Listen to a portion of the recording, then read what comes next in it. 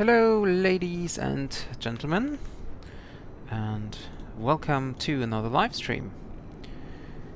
Today we are standing here at Bilbao, and we're going to fly to Rabat in Morocco. At least that's what is planned for today.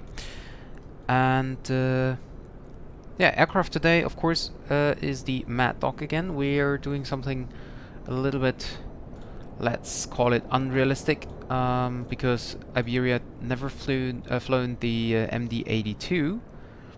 They just flew 87 and 88. But I didn't want to fly Spanair again, and Royal Air Maroc didn't fly the MD at all, so I decided to go for Iberia. So, yeah, hi Kent, welcome to the stream. The flight will be about 2 hours, or 1 hour 45, something around that. Hi Alex, welcome to the stream. Thank you very much for your long summary of the Russian event. I did read it, but I had no time to reply to it, especially because the reply will, or has to be a little bit longer. Nevertheless, thank you very much for summarizing it, and some very interesting point of views there, which I definitely want to reply to. I just need somewhat more time. So Kat, that's quite good news that you want to have the simulator again. So then don't wait too long and go for it. So, yeah, I'd say we jump right into the aircraft to prepare everything for the departure. This will be a daylight flight, even though the sun is setting, but I will turn back the time. I just don't want to fly at night time today. So I did prepare some stuff already in the Maddog here.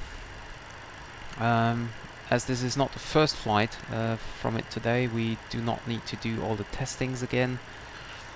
And yeah, therefore we can just start with the procedures here. So first of all, seatbelt signs keeps off because we need to refuel the aircraft.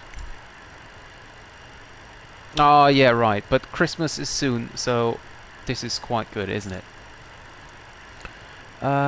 Iberia, of course, and select catering nearest to fly. I don't know are on their which way. one to take. Yes, I think I got it right, and I can agree with you in most of the points, if not in all. Can't remember that now by heart, but yeah. One thing about the descent via star part, I can remember, and I can tell you that for me, I know that what that means, but I know it like descent. You get the clearance limit, basically the platform altitude for the LS, let's say 4,000 feet, and then they tell you descend 4,000 feet via star, unless there is like crossing traffic. So you get a higher altitude to descend to. But normally you descend all the way down via the star, and you are not, even if you're cleared the star, you're not allowed to descend unless they give you whatever cleared Olopi 3 Bravo arrival, descend when ready, descend via star, something like that. Then you are allowed to descend at your discretion, and basically all the way down to the platform altitude. And this is, yeah, basically how I know it, and I was a little bit confused then, because the controller said descend via star, but then give me a restriction on the other hand. So that's what I thought was a bit confusing there, for me at least. But yeah, in the end it worked out fine, and I'm quite happy with the event overall, to be honest. So yeah.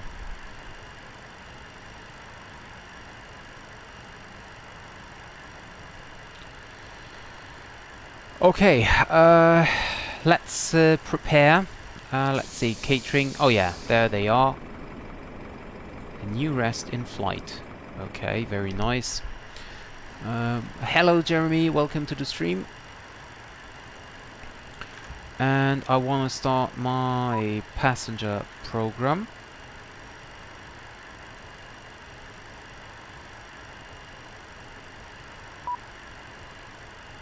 Let's start, or well, let's first check GSX. They want something. Normally doors... Boarding requested.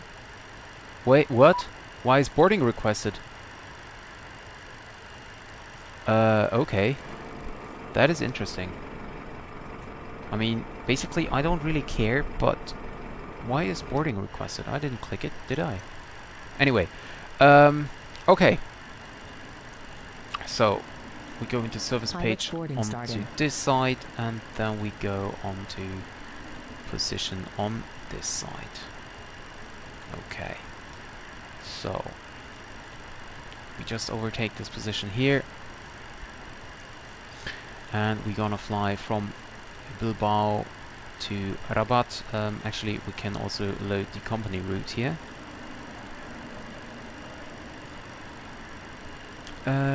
I hope so, Jeremy. I hope so. Starting.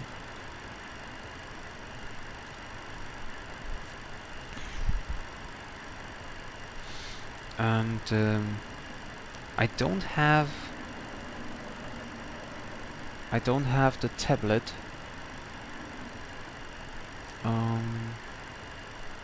So I'm not quite sure how I can set the aircraft's weight. I mean, I can set the refueling stuff,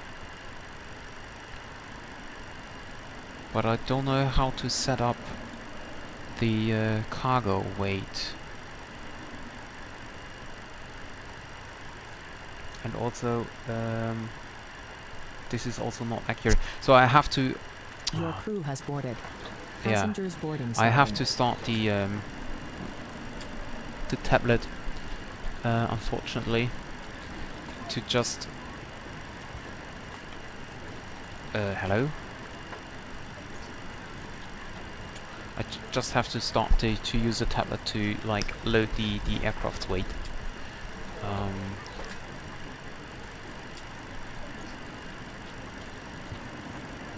Okay. Oh, there it is. Okay, perfect. So... Okay, what is next? GSX. Waiting for a close forward galley door. That was quite fast. Yeah. Close the forward and start to board the other passengers here. Time until takeoff, I can't even remember. So we'll just take about 35 minutes. I think that should be fine. We have... Oh, I don't care. Boarding music, yeah, I don't know. Custom safety brief. No, we just use the normal one. Okay, and start. Okay. So, we find close to get closer, arrival to 01 and 0, so kind of, yeah, that's right. Runway 19 would have been very interesting. So, okay, next, performance. No, that's not what I wanted to do. Weight and balance, that is what I wanted to do. So from Bilbao to Rabat, and we have fuel on board 10,800. Is that correct? Yes, that is correct. Okay. What's going on? Open after cargo door. Okay. And open the forward cargo door. Okay. That should be it.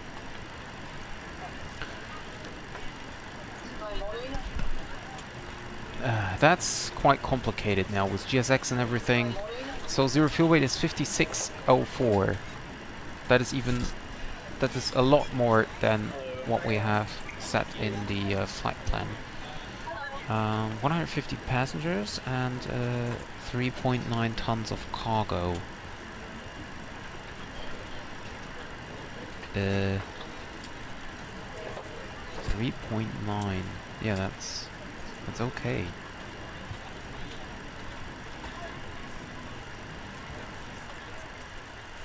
Okay, but it's telling me zero fuel weight is 56, so we just take 56.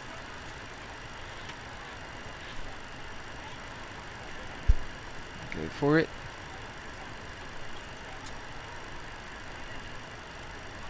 56. Well, yeah, the A380 is a great aircraft. I think Fly-by-Wire is developing at one, but it will take some more time until it will be released.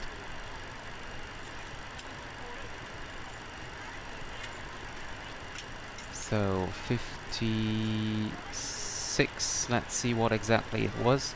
56040. Can we? Oh, so 56 is the maximum zero fuel weight we can set. That would mean that our takeoff CG is called zero fuel weight CG is gross weight. Oh yeah, it's a little bit above the maximum. So actually, let's reduce that a little bit. Zero fuel weight is 5455. I don't understand. 53.5. That's closer to what we should have. But let's take that 53.5. That's a little bit better. Don't know what's. Yeah, I think maybe because SimBrief is planning with the DC-9 payload model. Maybe that's the problem. I don't know. Okay, so airport Bilbao, and we have ATC, by the way. At least we had ATC when I connected, and we don't have any ATC anymore. Of course not.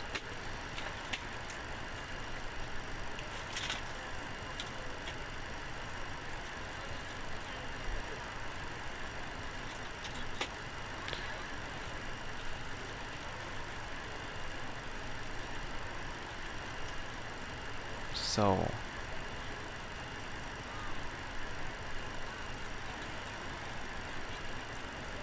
yeah, no more ATC online, so we also don't know which runway is active, so we just use the meter for it. So we have runway condition dry, runway will be, yeah, I think 10, flap optimum, wind, we have 020 at, come on, 020 at 4 knots. That's almost nothing. QNH is 1019. Outside air temperature is 21. Anti-ice off, packs on, and takeoff weight will be 64.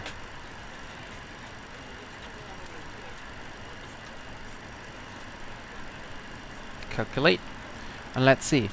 By the way, I watched several other streams. It was cool to see and hear you from the other pilots. So you know what is interesting? You sound a bit different in frequency compared to your broadcast. Oh, really? Could you send in a link on Discord privately to me for another stream? I want to listen to myself as well.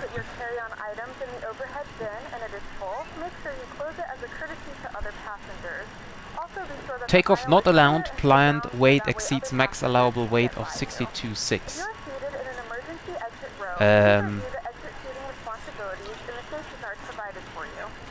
Please make sure that you are able and willing to perform these actions. If If you're not, please let a flight attendant know so that way you can be reseated.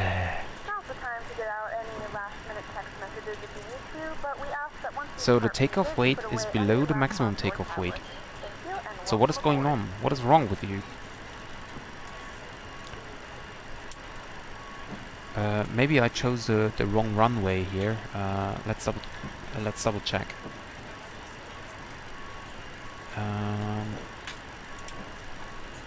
Because Bilbao has several runways, like 2, and maybe I chose the wrong one. I don't think so actually, but so according to the flight plan, we should use runway runway 12 for departure. Okay. That would explain it. So I chose the wrong runway.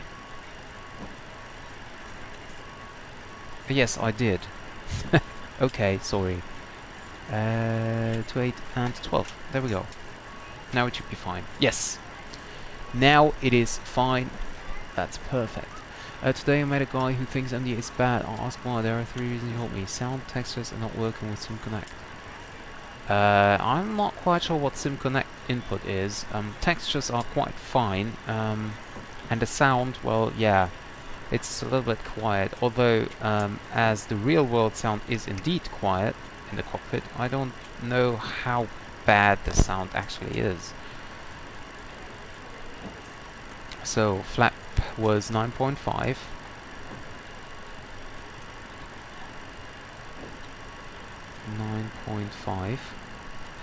And set the flap here as well.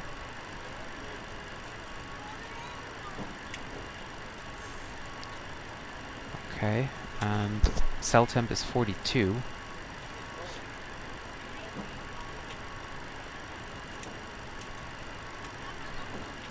Okay, this is working. Cell temp 42.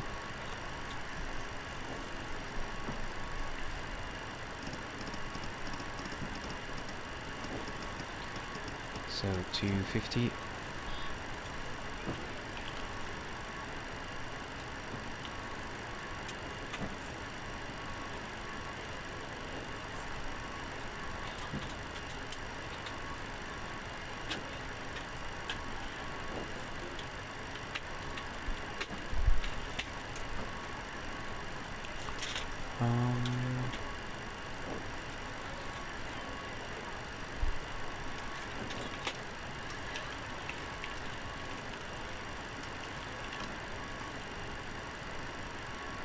So, you certainly made a Tom's video winner. It will be uploaded on Wednesday. Wednesday at I think 19:30 or maybe 18:30. Can't even remember. So takeoff CG will be 12.1. Oh, that's high. Oops, 12.1. So we set the trim.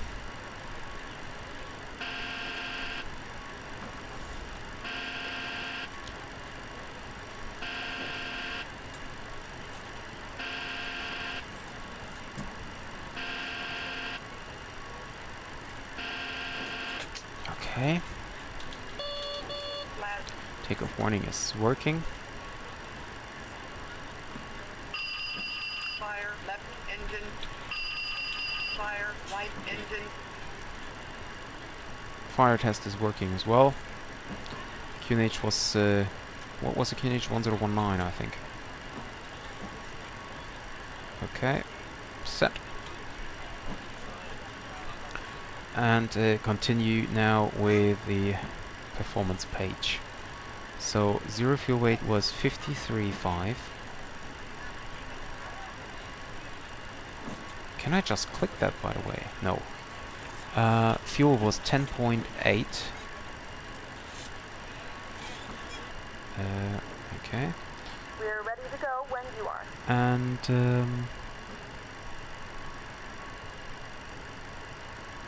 fuel reserve was 4.2. cruising altitude for today is flight level 330. Cruising wind is 240 at 32. 240 at 32. The ISA deviation is +7. Transition altitude is fine. Okay, and we have 141, 145, and 154. Okay. Oh, we got a passenger. She's not listening to us. The situation is escalating. What do you want to do? So Let's get some help and try to get this resolved. Okay. I'm going to talk to the passenger. So, departure is the Amtos for Refueling Bravo. truck is on its way.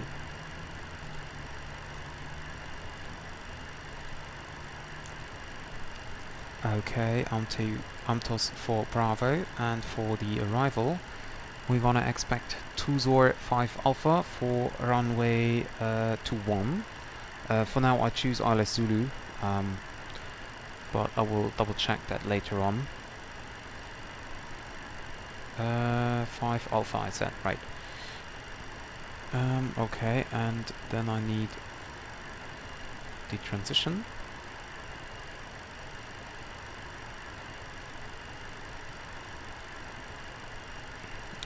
Either Enough or Fahim. That's a good question.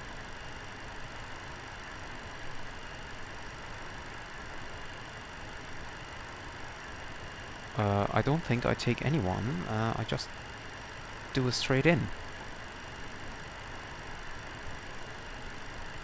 Yeah, okay, so let's take ILS Yankee 21, 205 Alpha, and this is the transition.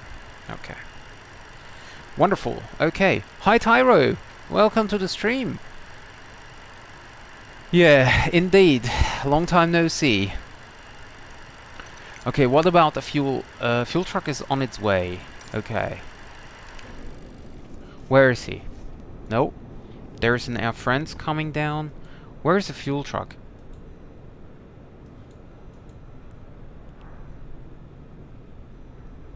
I don't even know where he's coming from. He's waiting there. Okay. So what I will do is, because otherwise it's not going to work basically. Start boarding. And also fuel requesting. And I reset the position here. Yes, the Maddog. Like every Monday, we're going to fly the Maddog today as well. Every Monday is Maddog Monday. Well, at least if I have time. Have a look at that. Isn't that nice, the sun setting here? Oh, and by the way, we still have the cargo doors open.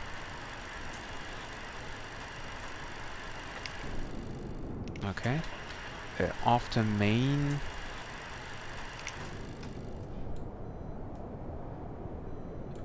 Why does it say after main is open?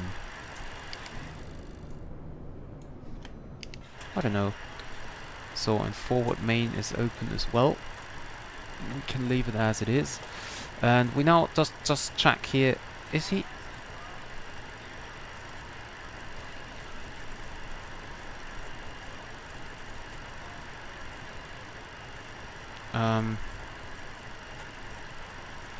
Can we just speed up the process, please? No, we cannot. I now really have to wait. Oh, come on.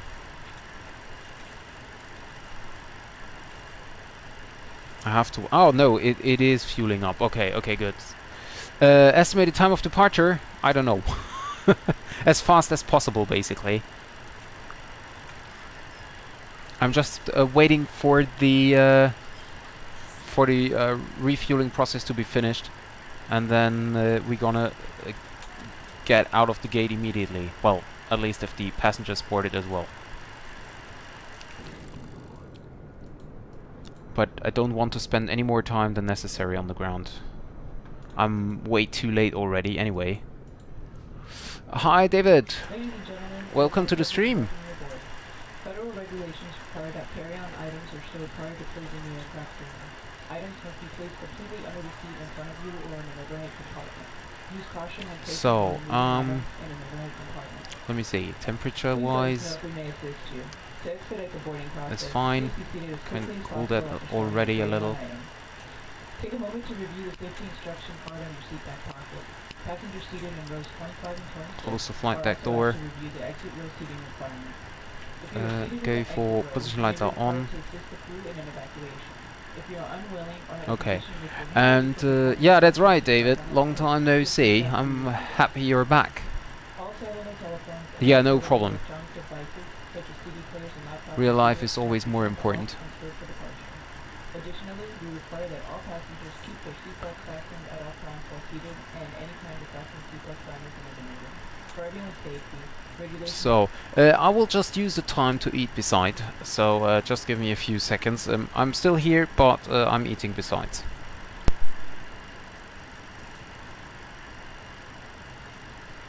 Ladies and gentlemen, please turn off all portable electronic devices and store them until we have arrived at the gate. Thank you.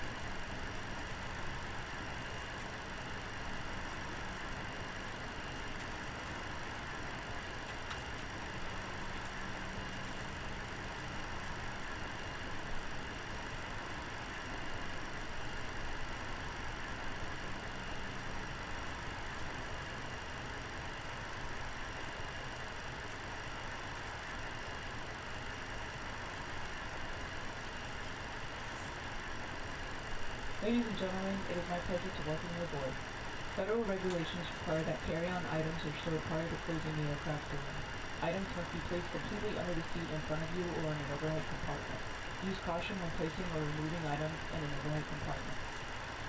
Please let us know if we may assist you. To expedite the boarding process, please be seated as quickly as possible after storing your carry-on items. Take a moment to review the safety instruction card on your seat back pocket.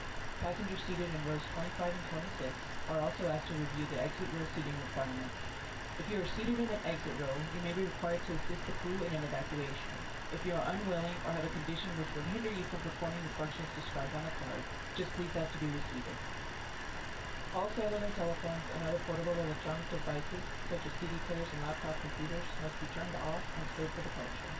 Additionally, we require that all passengers keep their seatbelts fastened at all times while seated, and any time to fasten seatbelt sign is eliminated.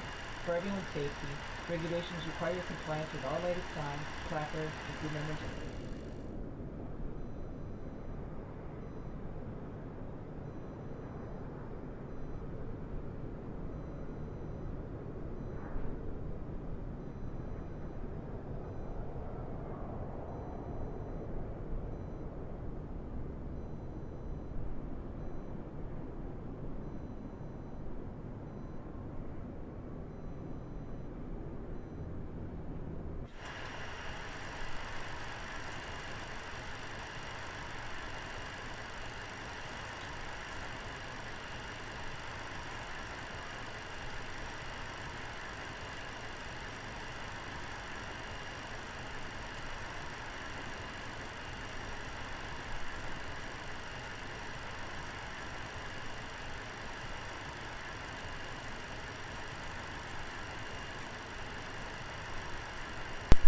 Okay, and I'm back. So, refueling is almost finished. Boarding as well, so we can then finally start our journey. I will now start the APU.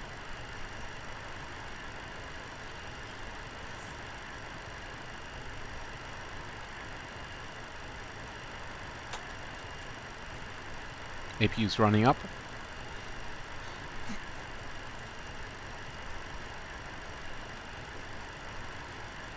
And refueling is completed.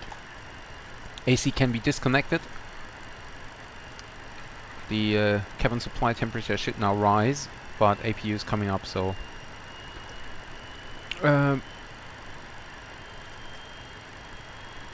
I will have a look for it, David. Remind me at the end of the stream again, because it is quite likely that I forget it.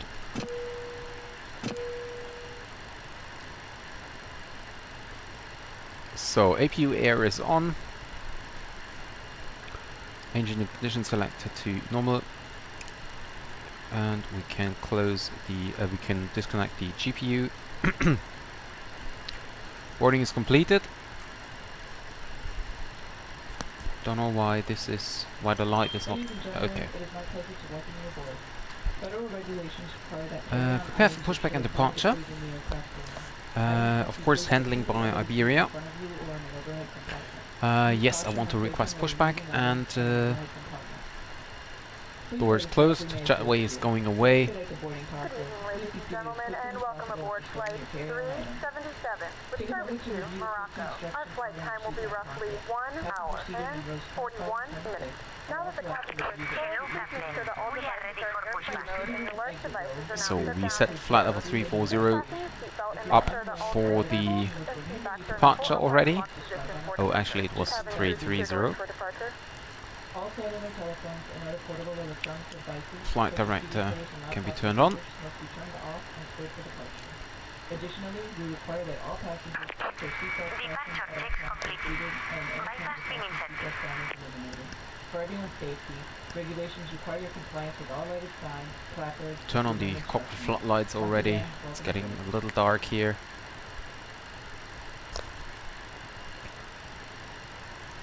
You're welcome, David.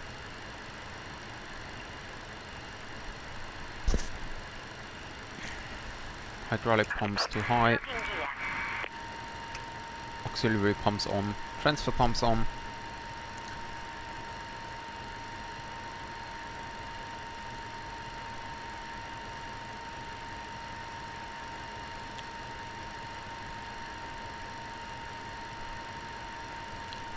And I want to have nose left. Release parking brakes, please. Okay.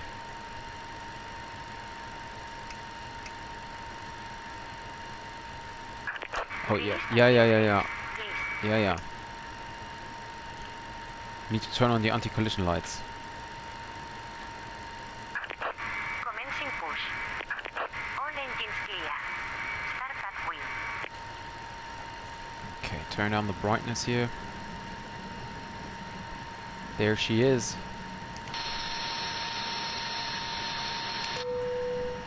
Okay, and starting the engines.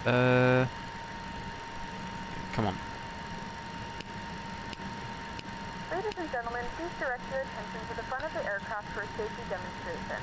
Pumps on. When the seatbelt light is on, please make sure that your seatbelt is And start fastened engine low number and 2. tight across your lap. To fasten, insert the metal fittings into one another.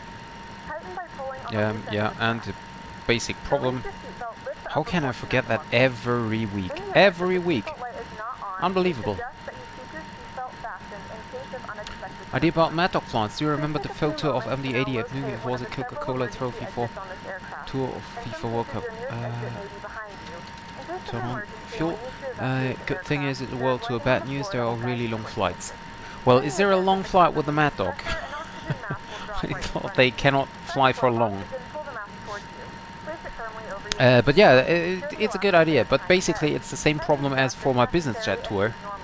While the bag is not inflated, As the oxygen is simulator flowing is through now the mask. working again, I'm If thinking you're about traveling with a continuing child or someone who my requires business jet assistance, tour. secure your mask first and then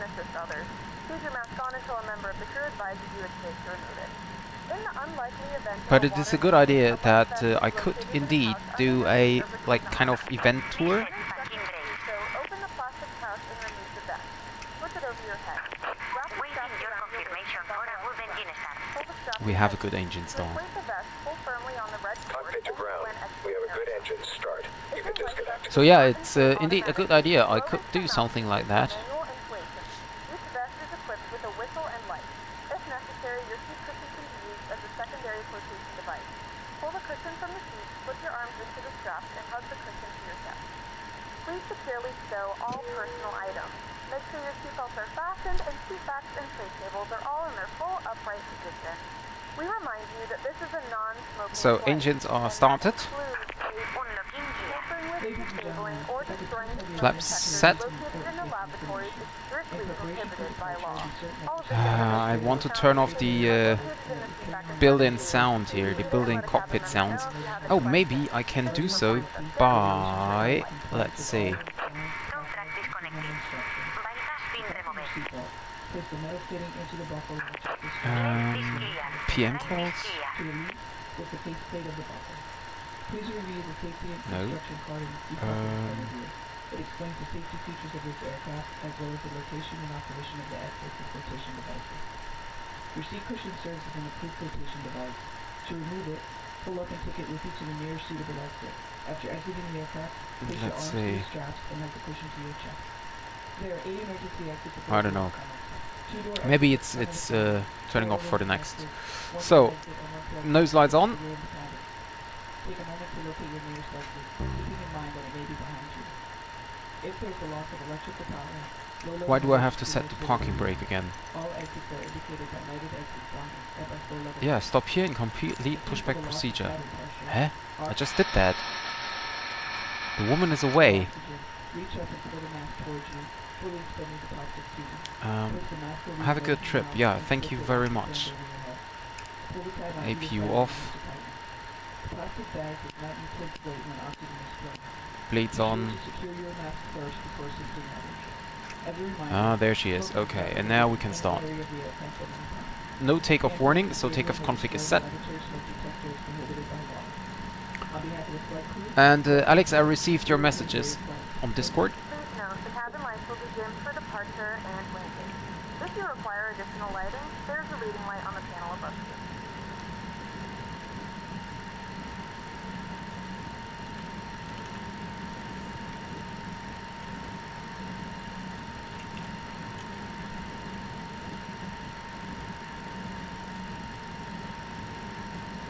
Mr. Tow Truck, go away. Have a look. Isn't that amazing? The sunset here.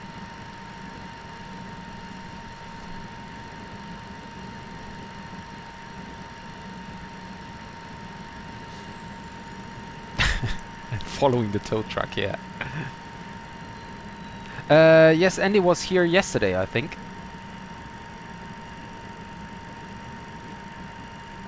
So he's doing quite good, but he's also very busy at the moment. We're ready for departure.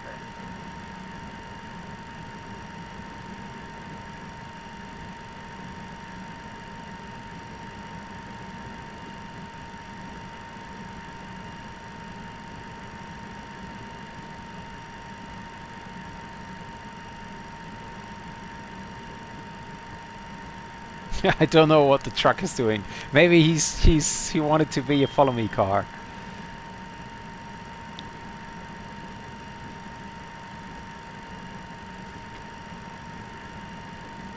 And there is another truck coming into our direction, I think.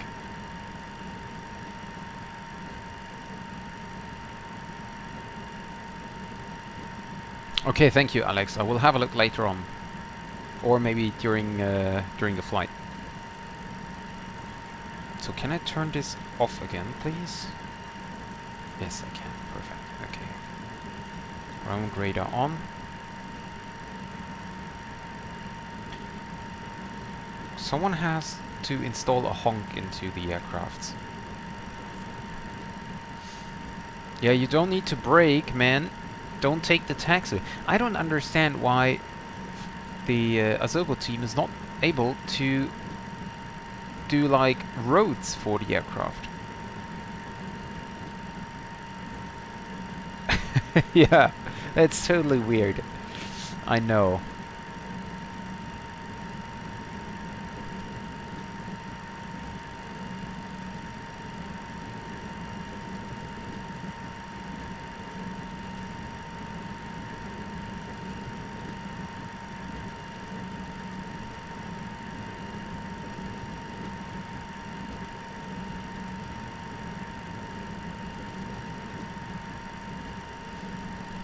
I'm sorry.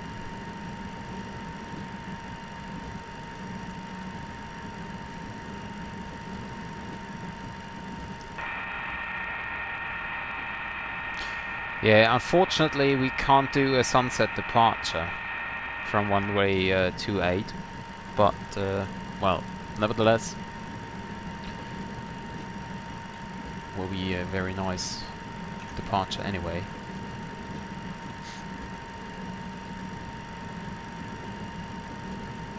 Bilbao traffic, Iberia 377 is now lining up runway 12 for the departure.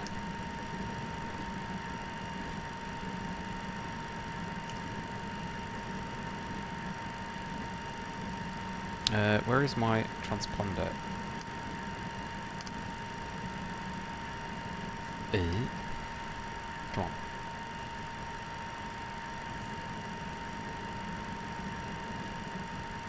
Hi Kellogg. Hello back to Norway.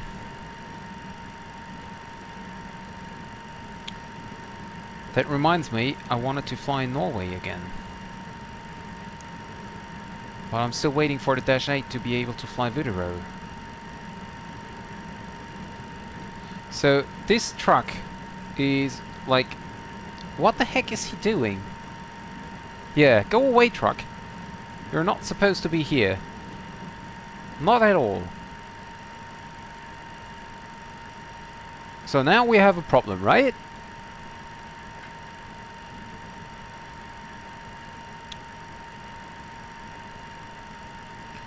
Okay, engines spooling up nicely.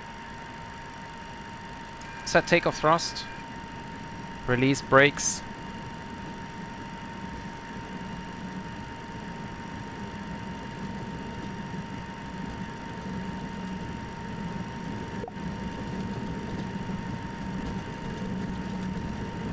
Clamp.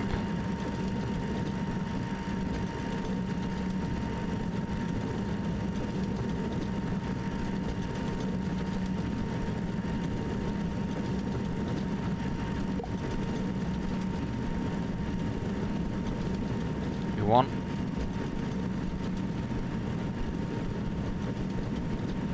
Rotate.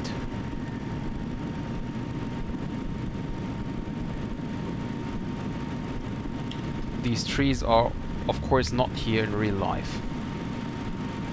They are not.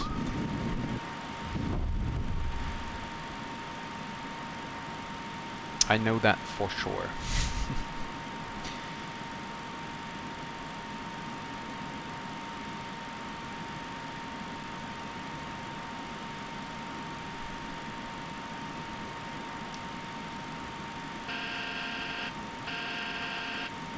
Climb thrust.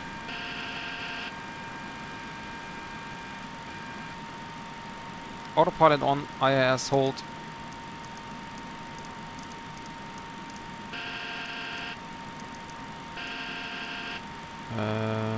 Nav.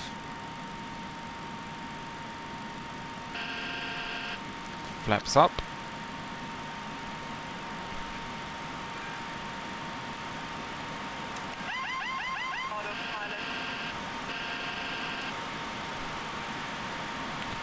So that's retracted.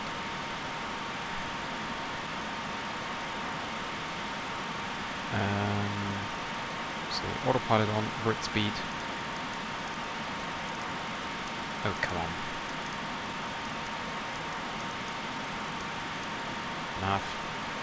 Nav track, vert speed, EPR climb. So that's retracted. Gear is up, lights off. Art limiter set. No auto brake, that is correct. put on some lightings here as the sun's getting lower.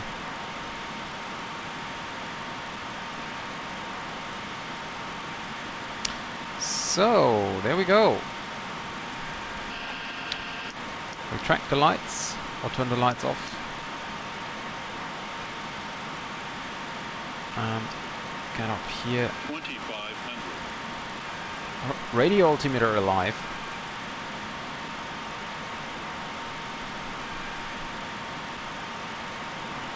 Okay, speed is captured. So we climb now with 250. We lock flight level 330. And there we go. Now have a look on the outside. This is so amazing.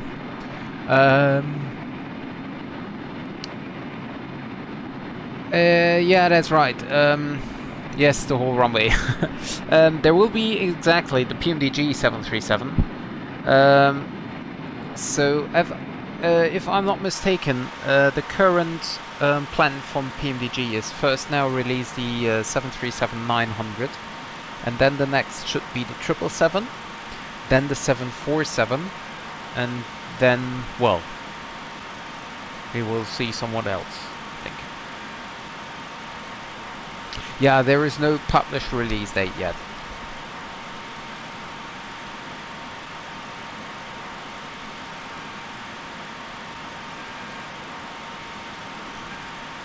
Cabin altitude is rising. That is fine.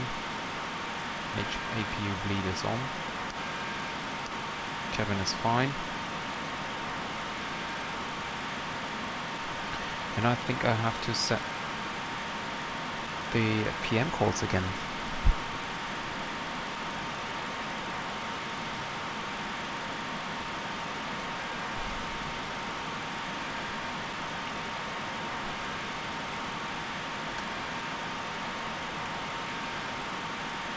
This is so amazing, isn't it?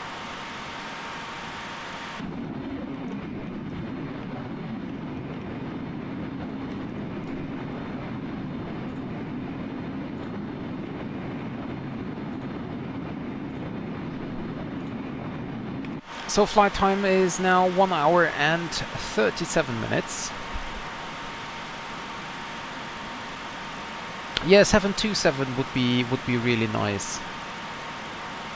But I can't remember, did PMDG do a 727 yet for any other simulator? I don't think so, actually.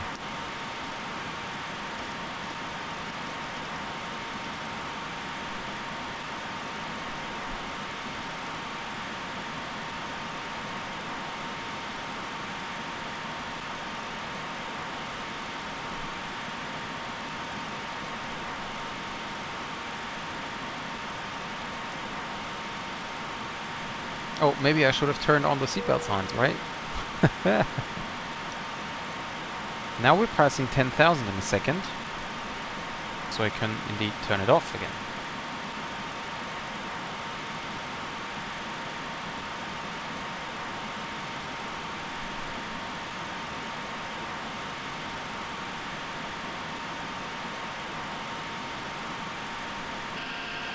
And we're now coming onto our cruising route.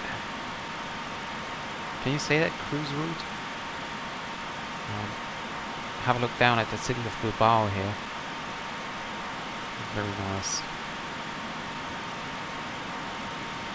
Ladies and gentlemen, we are now passing through 10,000 feet. You can now turn on your larger portable electronic devices. As a reminder, please keep your seatbelt fastened while you're seated and do not congregate in the galleys or near the lavatory.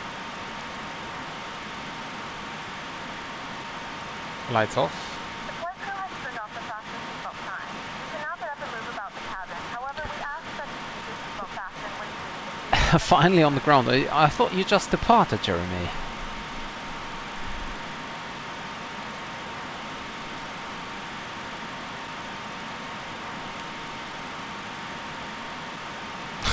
Alex, I just saw you what you sent to me on Discord, and the cabin looks horrible.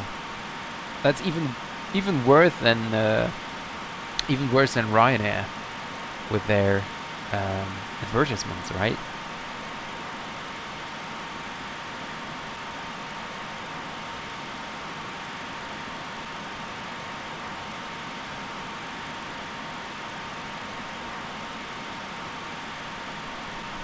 That looks like a really nice route.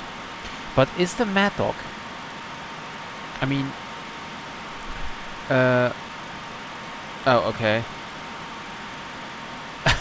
Yeah, it is happy, but it's like, you know, for the eyes, it's crazy. But concerning the routing, can you explain me the arrow from Brazil,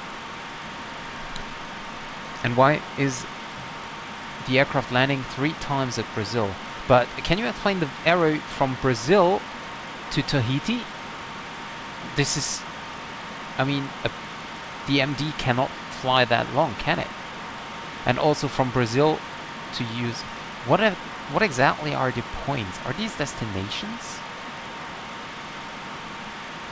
I have to check that later on if I can find a routing for that, because it looks quite interesting, but the routings itself are quite weird.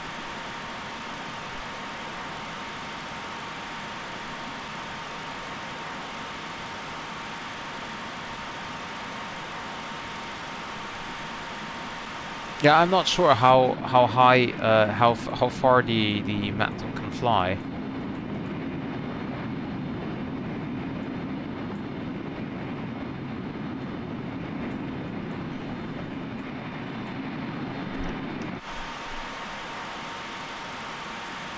Oh, okay, I see. Well, I have to check about if there is any routing to go for, like with destinations. I mean, on the other hand, it's nice that basically I can decide myself which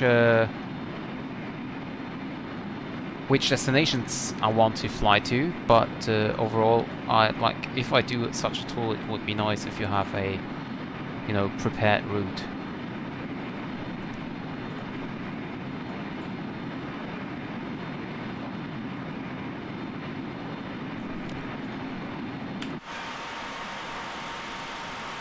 Oh, by the way, I knew what I forgot.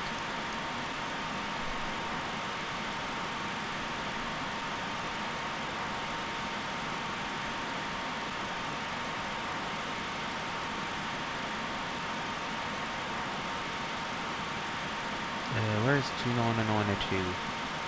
There we go. I think we can turn now off terrain radar. Wow, have a look. This is so amazing. One thing which is better on X-Plane 12 is the lighting. The lighting is a lot better. I just saw another video comparing the two simulators, and the X-Plane 12 lighting is just amazing. Yeah, the roadmap shows the routing, but not the destinations.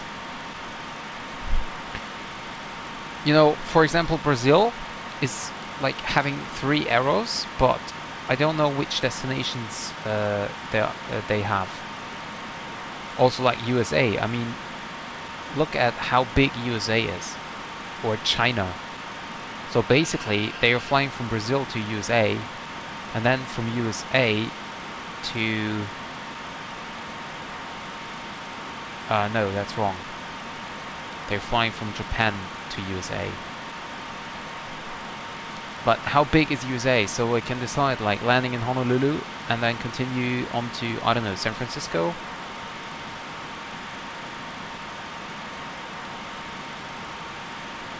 I don't like to have freedom, you know. At least not in the simulator. There are like more to have like a fixed routing where you know where to fly. The FSX graphics aren't good, but they are kind of nostalgic. I love watching videos of FSX. Really?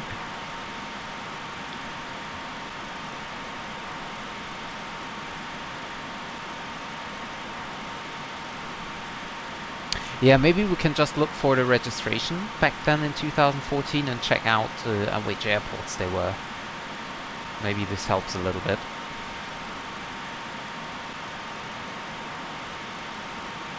I can set the seatbelt signs to auto as well. No need to set it to off.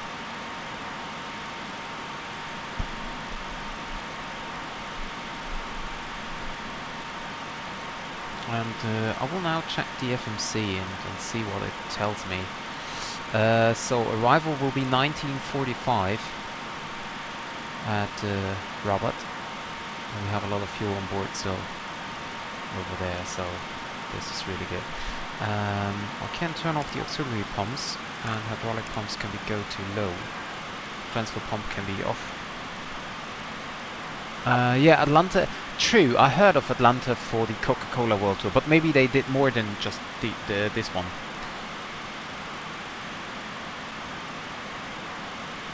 And I'm not sure. Would you guys be interested in continuing the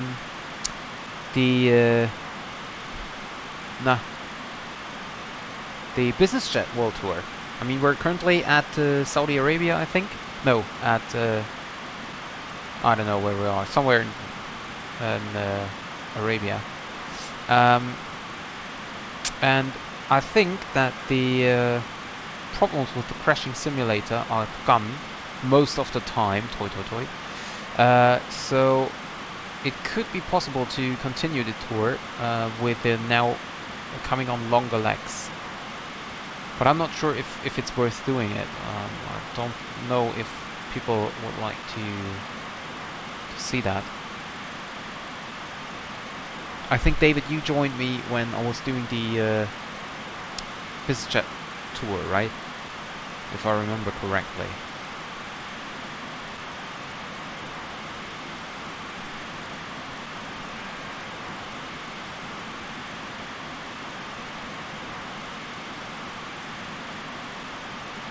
Well, basically, it's the tour itself is a tour from Iberia, and there is no real story behind each leg. It's basically just a business jet world tour. So you're using a business jet and you're flying a world tour. But of course, you could make up your own story behind it if you want to do so.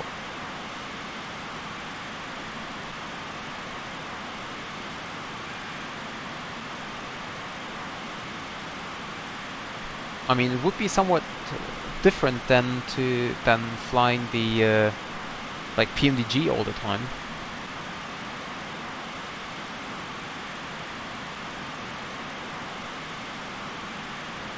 Okay, David.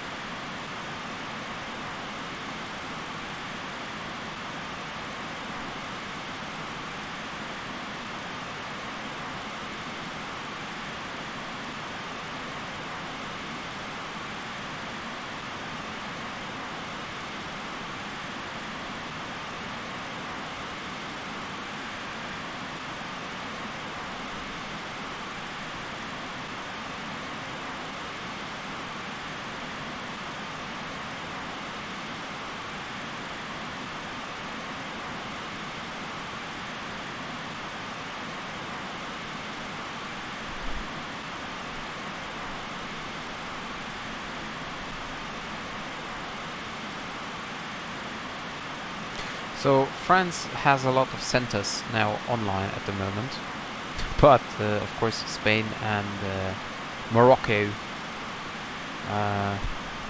have not.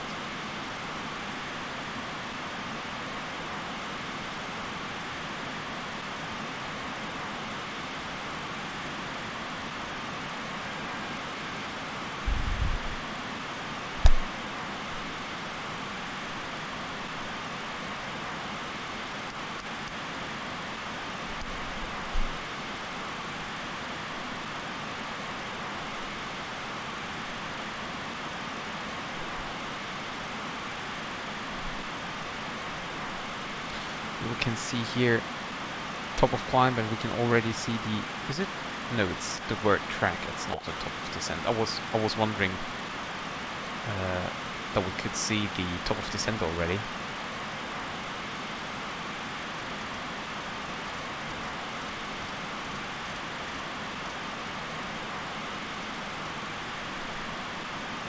For example, how you can put a story for Tuesday flights, make it the Champions League Tuesday, for example, Bayer Leverkusen is going to Porto on 4th of October and so on. Yeah, I already thought about that, doing some sports events. The problem is, you know, during the week, I'm always very busy. I'm coming home late, and I'm kind of stressed every time I'm doing a stream. Like the Maddog Monday today, for example. I came home at 7, and I didn't even have dinner because I had so much to do, and then I started to stream. Because it is, well, Maddog Monday is just born to be Maddog Monday, but yeah, it's every week it's kind of stressful for me, and I don't want to make more, you know, kind of fixed appointments during the week. So I'm thinking about going over to just stream randomly during the week, besides Maddog Monday maybe, to have not that much stress.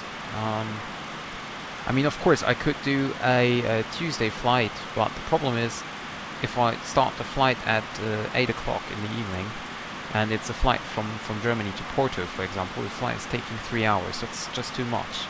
So I'm very limited in time as well. And that is basically the main problem why I don't do such flights.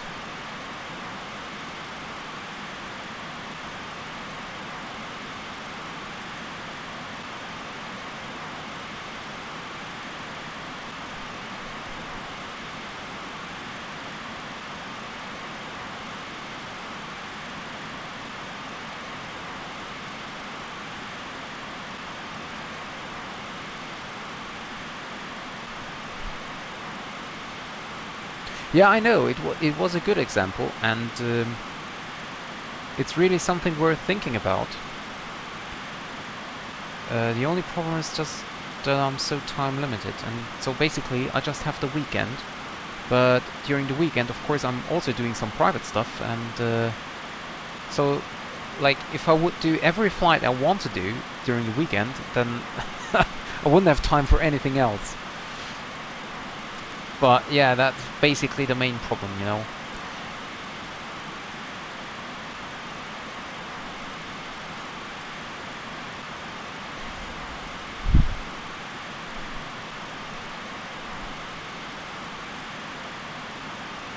I mean, what I could do is I could do flights for, I don't know, like in America, some NFL or NBL, and yeah, you know, basketball, baseball, and football flights, because they're playing during weekend. I basically don't have any. I'm using the standard Azobo Cessna Citation with a, I think there is an community update for it to make it fly more, a little bit more realistic. And I did the business jet tours with this aircraft during the beginning of my streaming career. You can check out in the channel, in the history, my videos. The very first one, there's also a playlist called Iberia BizJet Tour 2022. And yeah, if you want, you can check that out, and then you can see the aircraft I took for that. And it's a really nice one, it's flying nicely.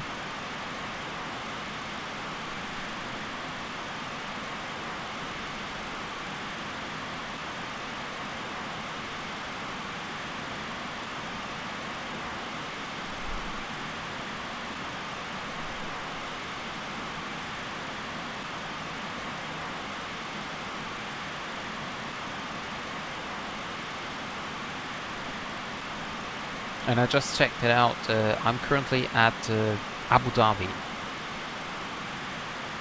so in the Emirates.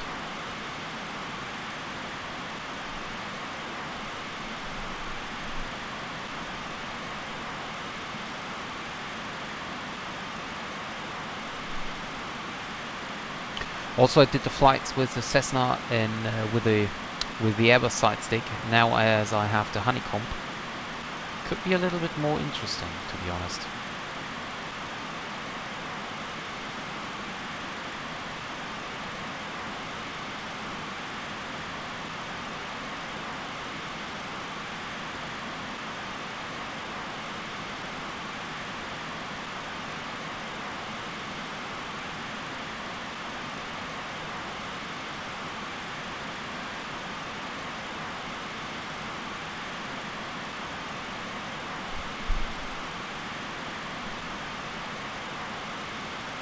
Yeah, that's right.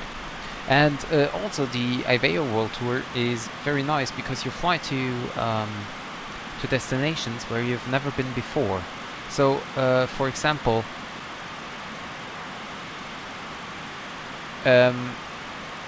like some destinations, for example, Tbilisi in Georgia, Kiev, Oradea, I've never been before. Bern-Belp, Altenburg, Nobitz in Germany, Rotterdam, Cannes, Beauvais. I've never been there before. Very interesting destinations. And that's something I would have never done without flying these kind of tours.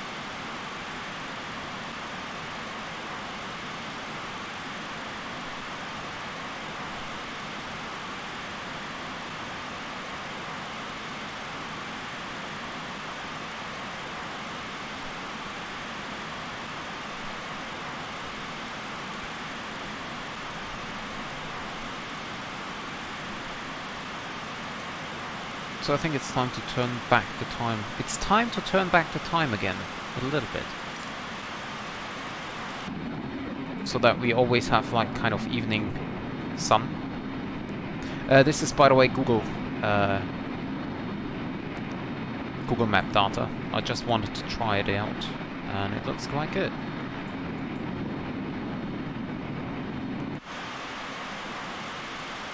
Clouds are very high here. I have to take care about the icing warning here. If I get an icing warning, I need to turn on anti-ice immediately.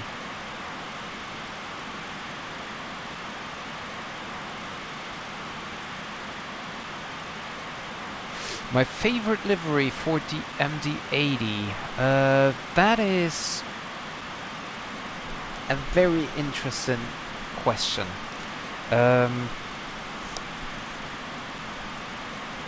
I've never thought about that, actually. I think, like, for me, if I think about an MD-82, or an MD-80 in general, I almost every time think about the Spanair. Spanair is basically the MD-80 airline for me, maybe or mostly because I've seen this aircraft flying to Frankfurt, and right after that, with almost no separation, is Alitalia. So these two are just, I don't know,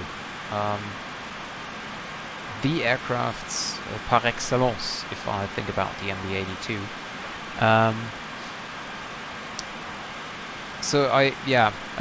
But concerning the livery itself, I really like the old Alitalia livery. To be honest, I'm not very familiar with the old MD-80 liveries, but I really like, I don't know why, but I like, in general, I like green liveries on the MD-82.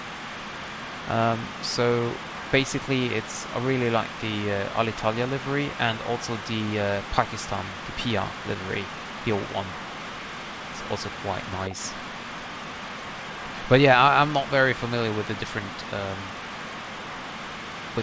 liveries, so yeah. But a good question is, what is your favorite livery for the MD-80, as you're such a big fan of it?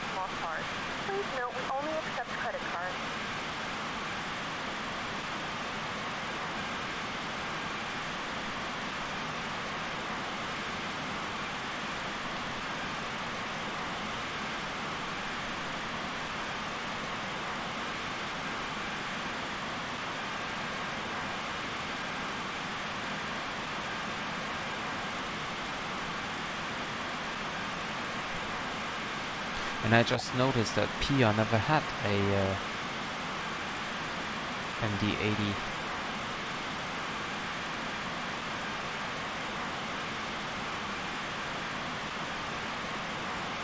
Where did I see that?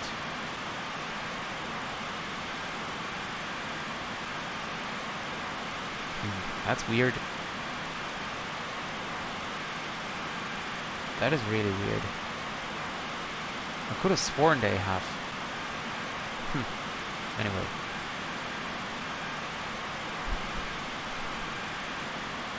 So we're basically cloud surfing here. And I have the impression, maybe I'm mistaken, but since a few weeks or days maybe, I have a lot of high clouds simulated by the MSFS. I don't think I've seen that before. So maybe there was a new background update or something simulating high clouds now. Because we had that yesterday in Moscow, we have it here today again, and I had it between some other flights as well. And look at that ground textures. So great. It just looks so real, so realistic down here.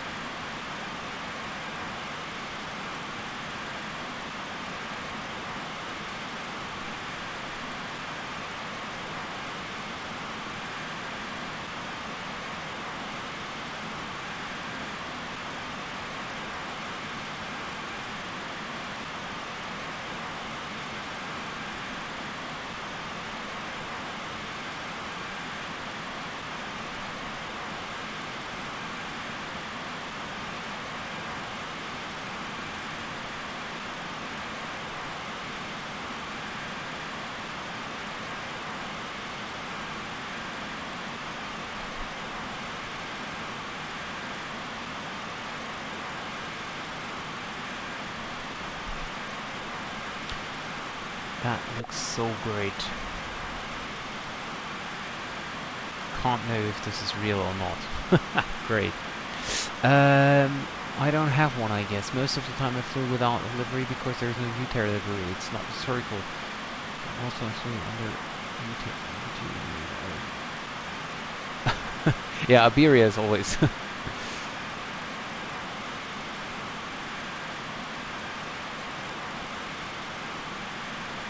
Well, you could, if you want to go for more of monarchish style, then you could go for some British one. But I think that there is no British airline flying the MD-82.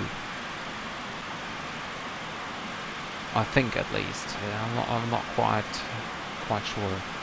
But I can totally understand your reasons.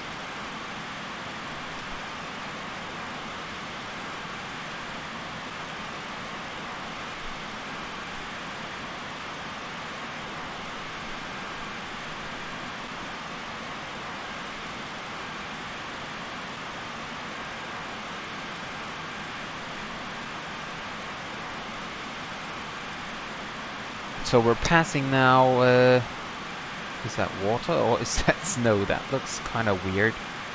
Or maybe it's, no, it's water. It's not fog, it's water. Oh, center tank, yes.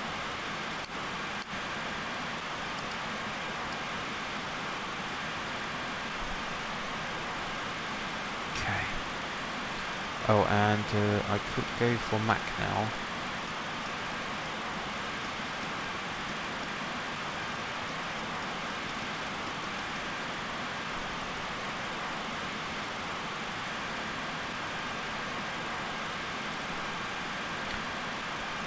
Cruise. There we go. Yes, that's right. British Airways does have a A380. Was my quarter for most of jet flights, like 4 years or? I don't know.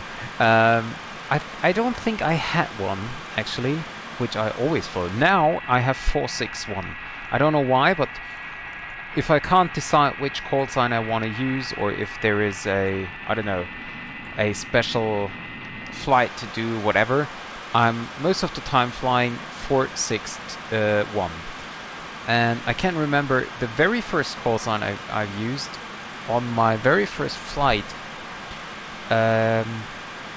online was from Frankfurt to Stuttgart.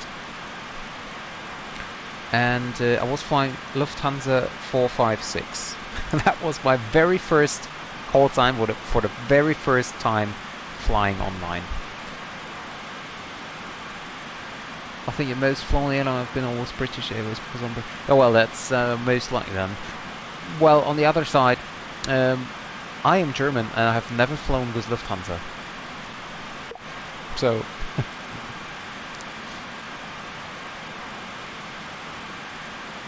kind of a little bit weird though, but that's how it is.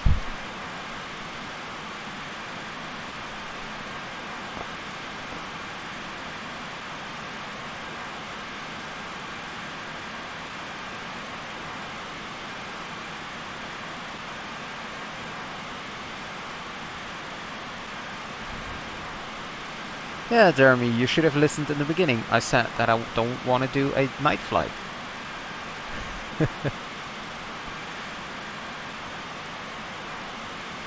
Coconut song. Never heard that before, I think. Maybe I know the song, but never heard the name of it.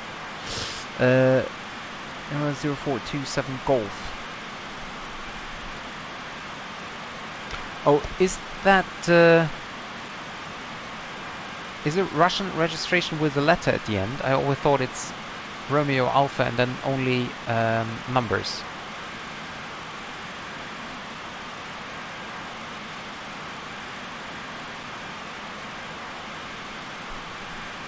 And by the way, we just passed Madrid. Back here is Madrid. That looks weird. All these haze here. That looks like the country ends. This can't be the... Is this the horizon already? It looks quite close. That is weird.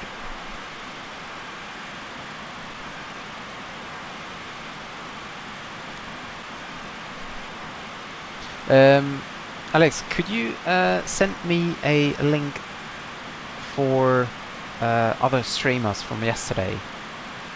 Because I want to listen to myself, basically. I want to like view from other perspective how my flight was. That's always interesting to see how I perform, basically.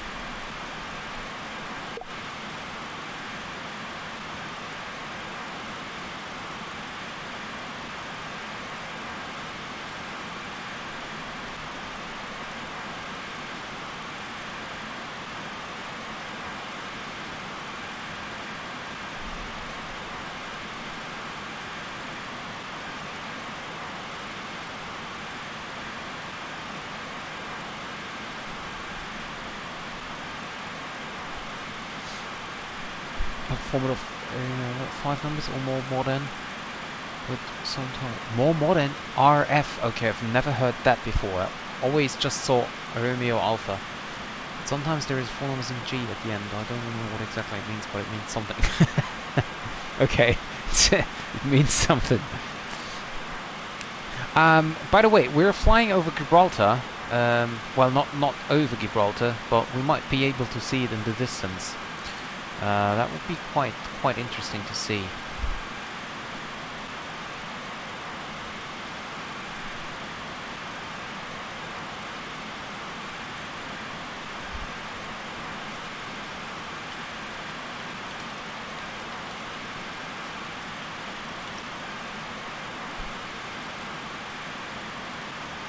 Yeah, so I really thought we have some ATC online, but well, we have Barcelona radar. We had Bilbao when I went online. We have like all Western friends online with the purchasing center, but nothing in southern Spain and Morocco. Nothing. It's always the same.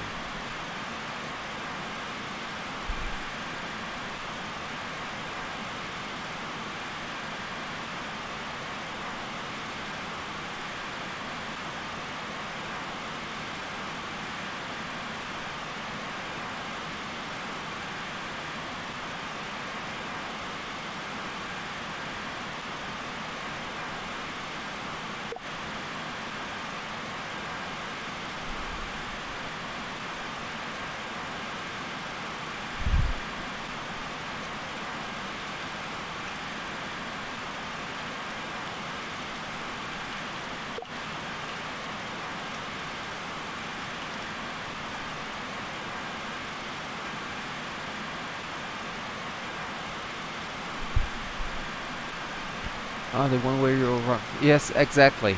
Or maybe from controller's perspective, if there is a video from the controllers or something.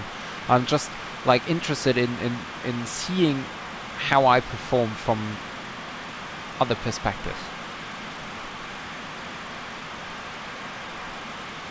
I mean, I can basically see it in the review,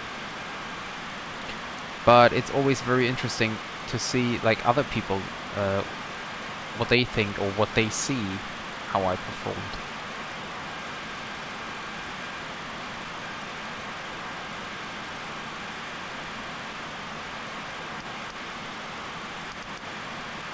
That is interesting. I receive a VOR station. I don't know which one.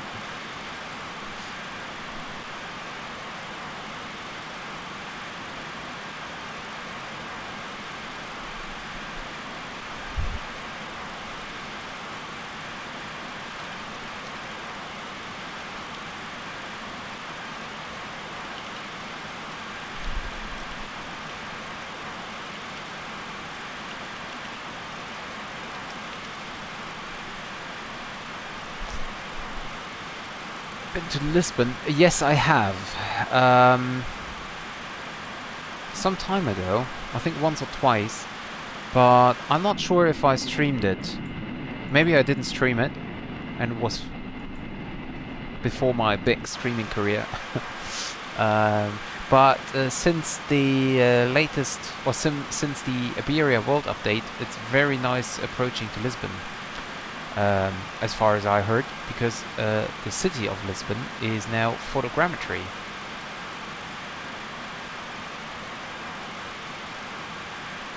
So maybe that I should put that onto my destinations list.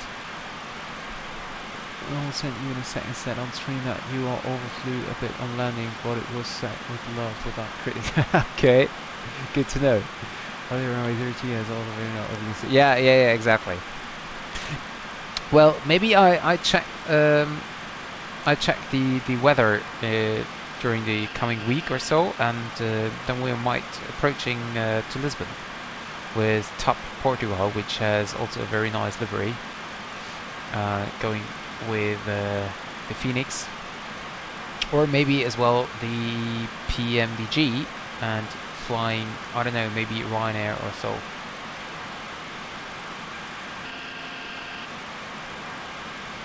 Or well, we could also go with the Maddog. We could fly Spanair again.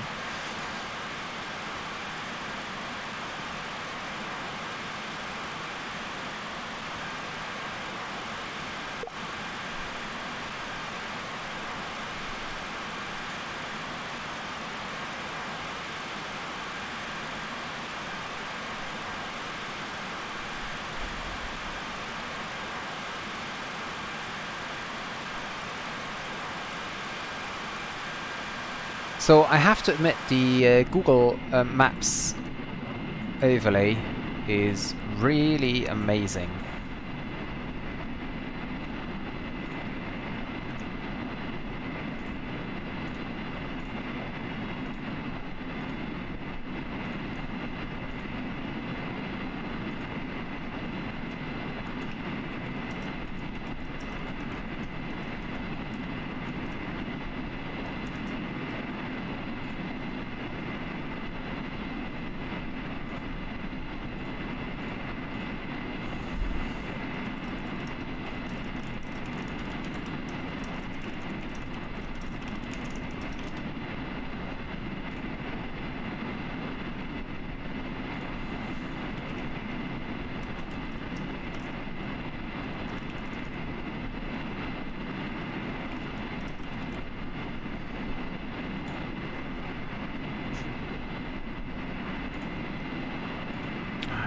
Could watch this for ages.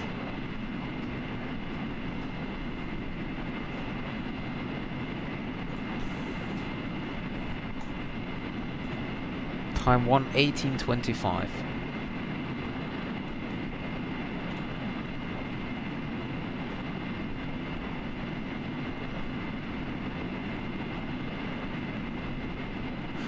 I just opened it, Alex. Thank you very much for sending it.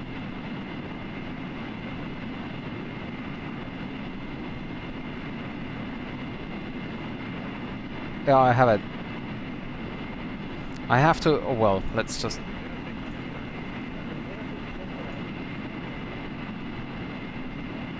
Okay, let me switch back to the cockpit, otherwise I hear nothing.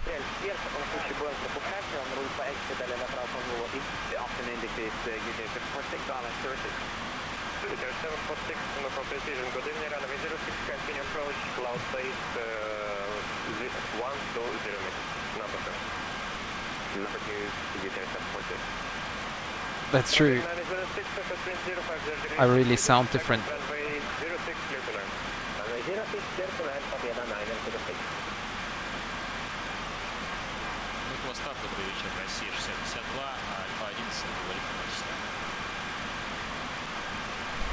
Oh, there's the Pobeda, okay.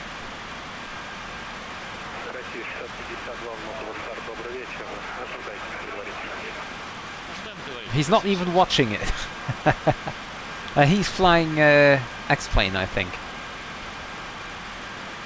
Oh no, it's Flight Simulator X, okay. Because I can see the wiper is indeed cleaning the window.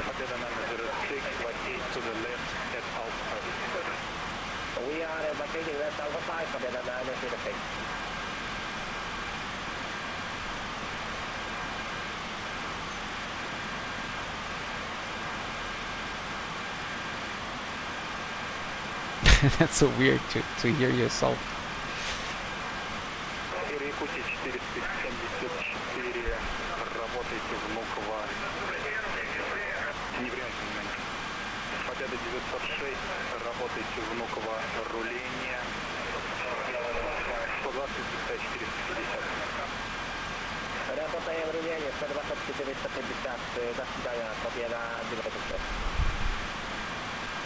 Так, на следующем стриме Урал Airlines оперативно с Домодедово в Анталию. Главное, чтобы хотелось без контроля, конечно, полететь. Если будет что-нибудь такое в Анталии, почему бы нет? Я тут за.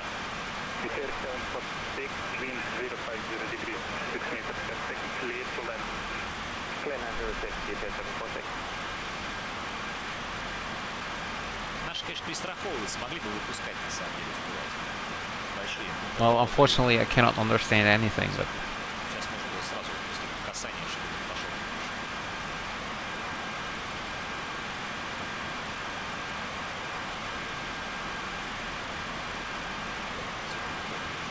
He is not changing the view to the outside. Не вызывает. Граунд вызывает. Релиз скорости 2450. Ground calls him back.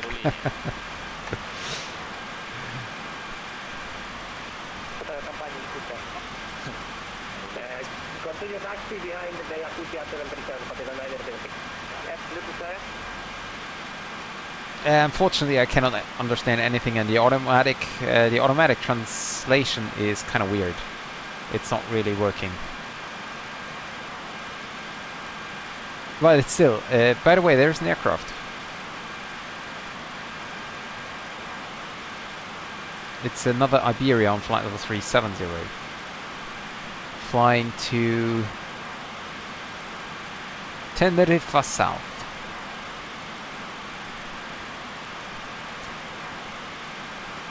Sorry, Jeremy. I'll send it. I'll send it in Discord. Tap 104 Fox from Barcelona to Lisbon.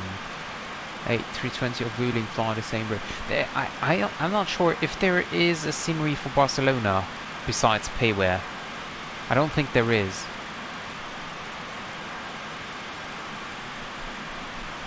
I have to check that, but it seems to be a nice routing. I could also go A320 from Air France, because I've never ever flown Air France. Maybe I should do that.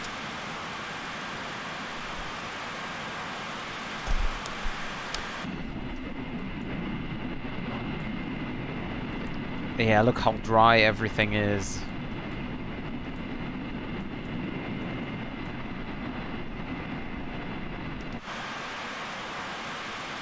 It's still so great. Believe it or not, Jeremy, I've never been to Barcelona. The world is so large, and there are so many well-known airports, and I haven't been to many of them.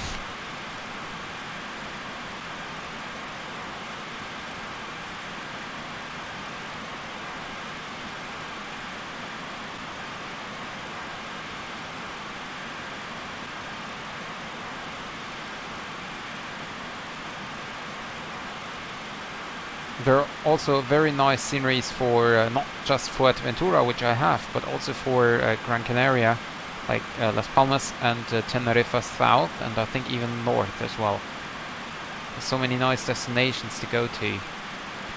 I also didn't go to Africa. I think there might be some great sceneries and very nice, like, you know, experiences flying into, I don't know, Nigeria, Chad, or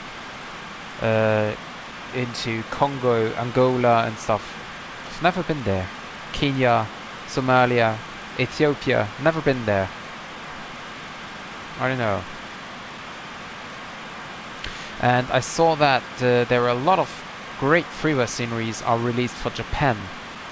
But yeah, Japan is just a country, I don't know, it's always night there because of the time difference, so I'll have to manually change the time. And I don't know, I've never...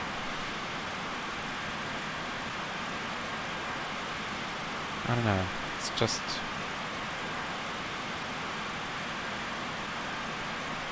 We're now soon flying over to over Sevilla. I don't know, that's also, I've never been to Tenerife South, but I've been to Las Palmas several times already, not in the stream though, but yeah, that's definitely quite nice there. During your approach to the streamer mentioned that ATCs make big separation between flights, so that is time they could use to increase they set your flare for too much. Okay, yeah, and I noticed, or at least the if I understood the translation correctly, he said that past me, he should have given the Turkish lineup clearance.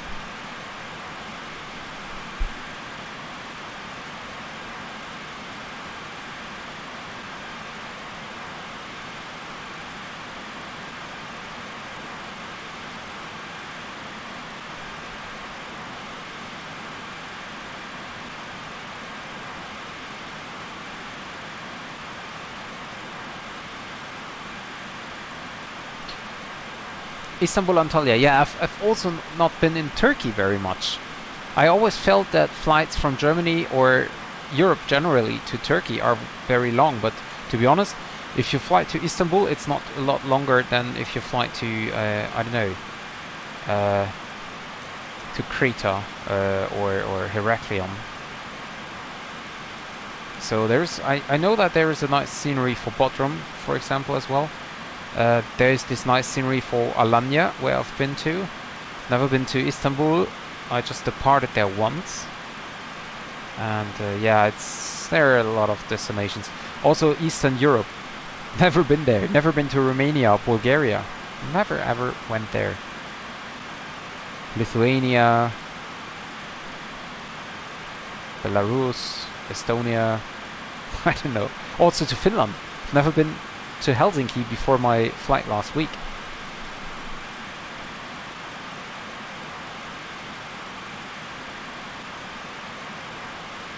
I'm always more focused of like Middle Europe.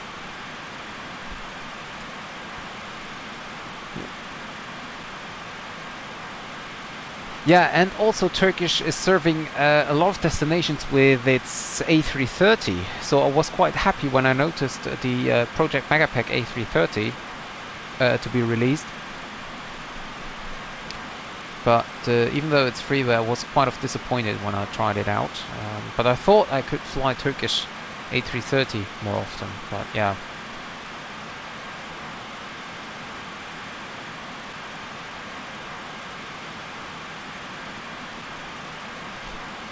Yeah, that's right, Alex. That's right, yeah.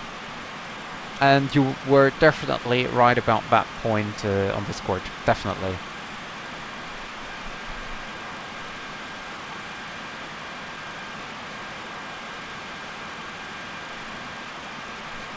There is still the Iberia in front of us. Like a star.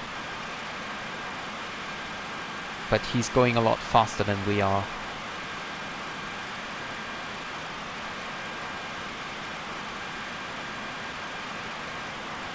Actually, he's not that much faster, to be honest.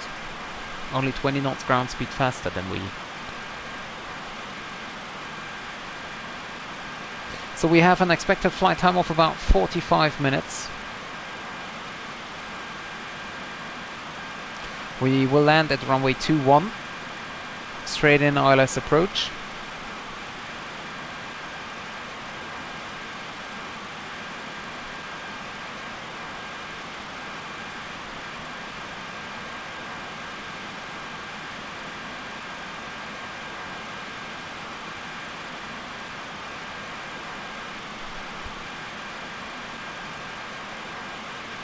However, awfully Germany, Antalya, and it's 45 and it's always around 3 hours. Yeah, I know. It's quite long. And 3 hours flight time is not enough, you know. You need the preparation, which is like at least half an hour. Normally 45 hours at least. And you always have like, you know, the review. Oh, I'm tired again. The review of the landing and the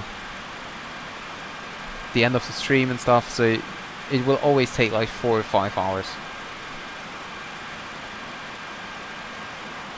So we have to find some shorter flights. Maybe from, I don't know, Syria or from, I don't know, Pakistan into Turkey, or from Greece or Romania.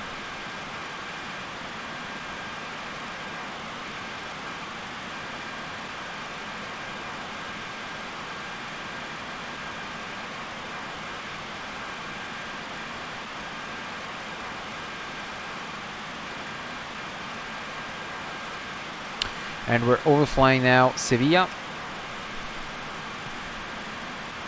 Well, we can't see it here.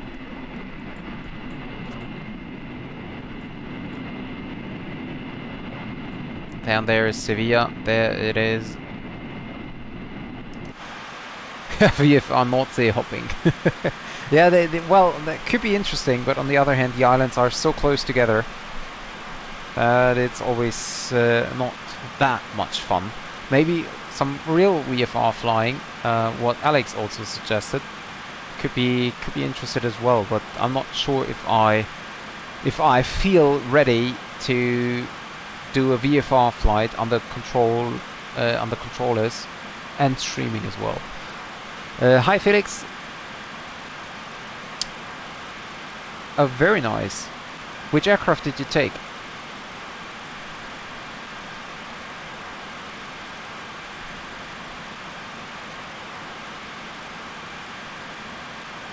Well, you help to have Barcelona Center online just so you can say hi and bye.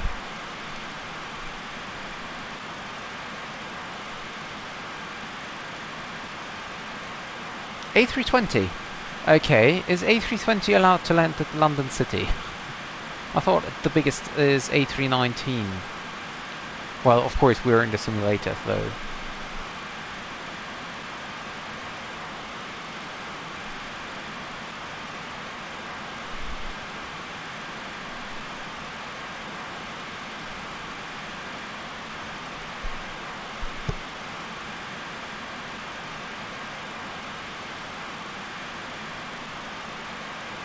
Oh, it's even A318.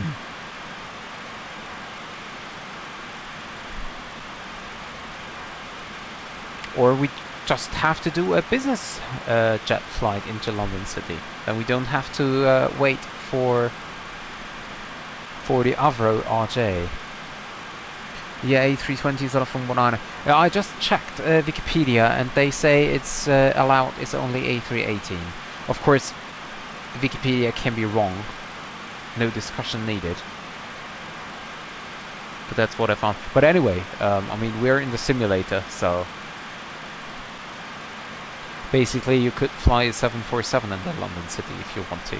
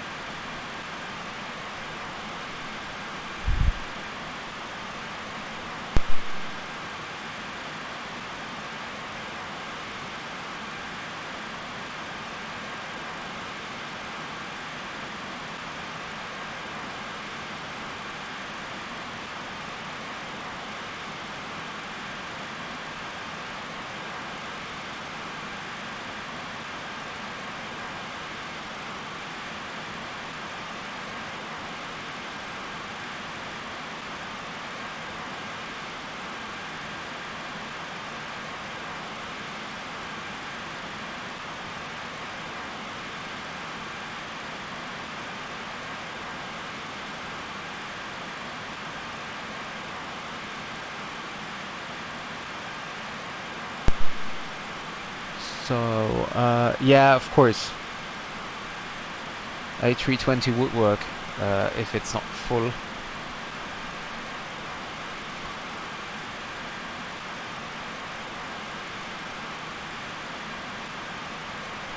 I heard about the Honda Jet as well. I mean, I was quite happy with the Cessna Citation, which is brought by Azobo, like the standard Citation. Do you have experience in comparing the Honda Jet and the Cessna Citation? Because basically I'm not quite willing to spend money for the Honda Jet. On the other hand, I heard that it's a quite good aircraft. Although it's of course a lot, I think a lot smaller.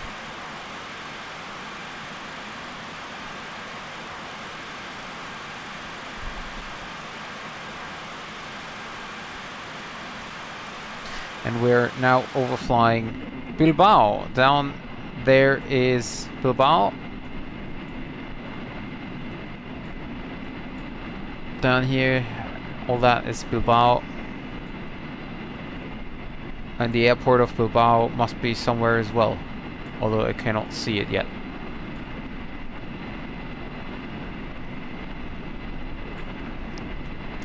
But again, the Google Maps looks amazing, and it's not as like bright or saturated as the there's an airport as well. It's not as saturated as Bing Maps,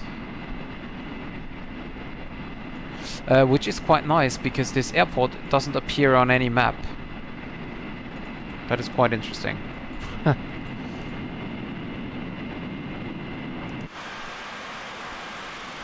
The Honda Jet has its engine on top of the wing. Okay, 35% fuel and 50% payload, that would be enough, I guess. That's 50, okay.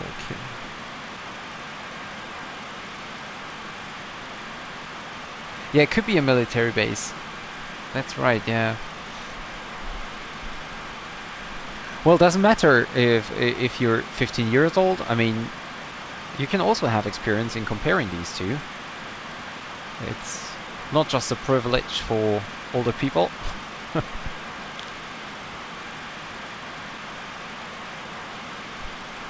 Jeremy, the aircraft, the aircraft Honda Jet is called Honda Jet, and it is indeed built by Honda, but it is built by Honda Aircraft Company, and that's a United States company. So it's called Honda, but it's not the car brand Honda.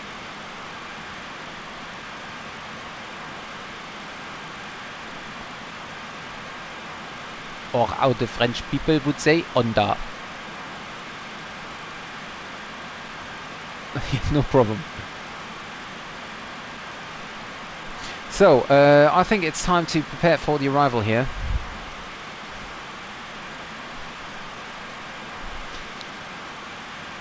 Landing. So, we're landing at Rabat Airport. Runway 21, of course. Actual weather is 0. Oh, that's nice. The wind is 000 at 00. QNH is 1014. Outside air temperature is 22. And we don't need to add anything because we do not have any wind. So reversers, is there a way to set idle? No. Auto brake, manual. And landing weight will be, well, good question. Let's check the weight and balance page. Landing weight will be 58.625. 58.625. Calc. Okay, so I have a factored landing distance needed of 1,334. That's not even half of the runway. So minimum auto brake, I need 3,200. I cannot say no auto brake. That's quite interesting. So I keep it on minimum, and then I need a 3,200. Yeah, so we can then locate via Papa. So if I start using the auto brake, the manual braking, yeah, that would be okay. And then we have our V speeds here. Flaps 28 V speed is 137. Yeah, it's 141, but we're of course not yet at our landing weight, so this will change later on. This will change later on. And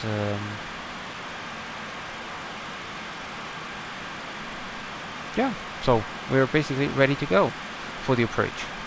That's another thing missing on the Xbox. We don't have those functional iPads. They're only black for us. Oh, really? Are they? Well, that's a pity. I mean, for I know how that feels if I'm flying the PMDG, because they not yet have one. Will be added in a later update. But it's always a pity if you want to use it for, I don't know, receiving weather information or takeoff or landing calculations or something like that. Down there is Gibraltar, by the way.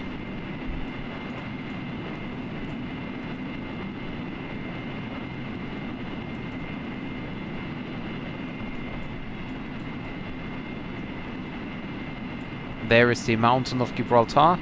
There is the airport. Or there is the airport. Sorry, there is the airport. It's on the inner side. Harbor of Gibraltar. So if you want to see the approach into Gibraltar, check out my other videos. I have one approach with EasyJet into Gibraltar. Very nice one. Yeah, and over here is Africa already, so you can see how close it is. Looks like you can swim.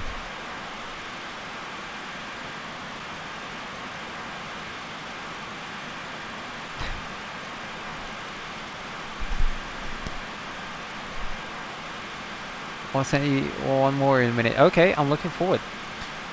The only plane on console with working navigraphs is the Honda Jet 2. Okay, another reason to buy. But, I mean, I'm really happy to have the simulator on the computer. I would have never come to the idea buy the flight simulator for the console. No matter if it was Xbox or PlayStation, but how is it done? Do you really fly with the Xbox controllers, or can you also use like joysticks and yokes and stuff for the Xbox?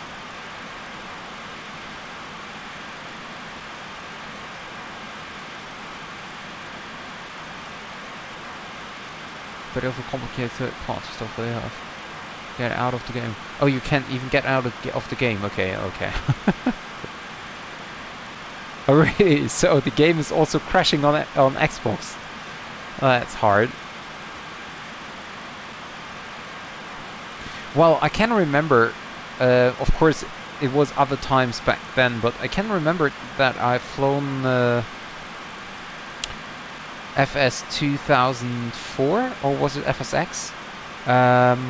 With a controller. For me, it was unflyable. Absolutely unflyable. As well as with keyboard and mouse. It's, for me, personally, I don't... it's just unflyable for me. With a controller and then use mouse and keyboard for clicking and typing, but you can use some stick. Okay, I've never known that. Sounds definitely interesting. Even though I can't really imagine how to do that. I mean, like, yeah. Well, for a person who's never done that before, it's always kind of weird, right?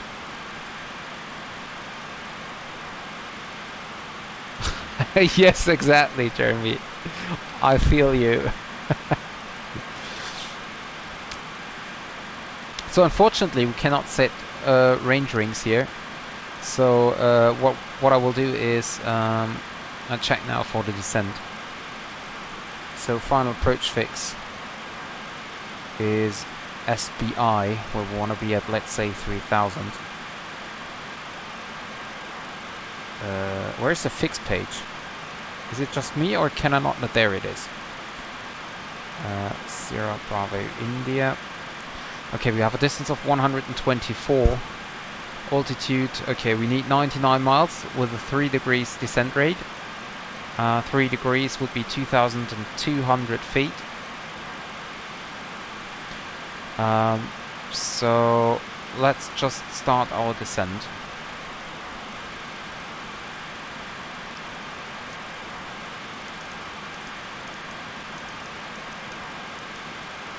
With 1,100 feet. Now we just have to calculate it later on. Yeah, it's annoying, but clicking buttons with the controller is a big no-no for me. Yeah, definitely. Definitely. For that, I would use a mouse as well. But I cannot imagine flying a plane with a controller. Maybe I should try that once. Well, that is at least something, right? To working make a do.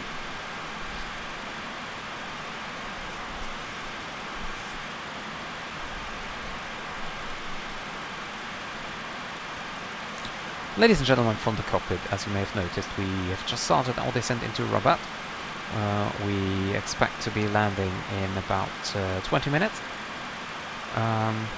So please now help the cabin by handing them over any litter. And at this point, we from the cockpit would like to thank you for flying with Iberia today. We would like to say goodbye to you already, as the cockpit workload gets higher now. And we hope you enjoy the rest of the flight, and we can welcome you soon again on board this MD-82. Thank you very much, and goodbye.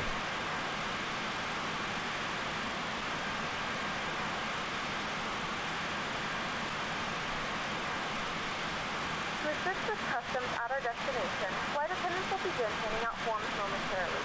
Please review and complete these forms and keep them with you for presentation upon arrival. Ladies and gentlemen from the cockpit, as we have noticed, we have just started our descent into Rabat. We expect to be landing in about 20 minutes. So please now help the cabin by handing them over any litter. And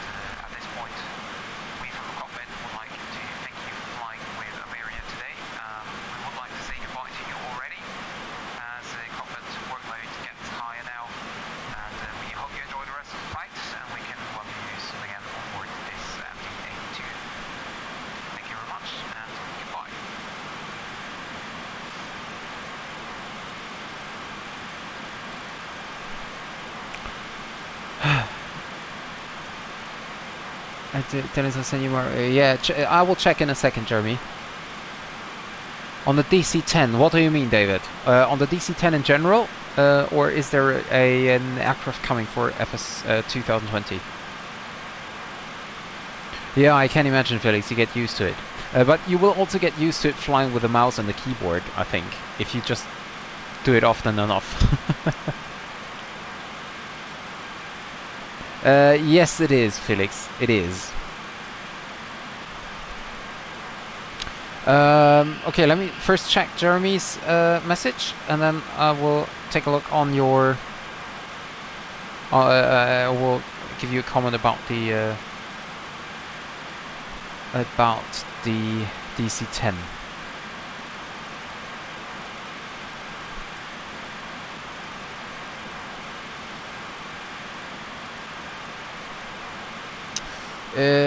Yeah, this route looks weird. I don't know why SimBrief is doing that, Jeremy, but they're always bringing you up to Madrid and then down again. It's always also weird if you, for example, fly from Porto to or from Faro to Palma de Mallorca, for example. That's also yeah, well, kind of weird what SimBrief gives you. So in that case, I would always recommend to build your own route or check any other free route finder which is online. Be it SkyVector or whatever.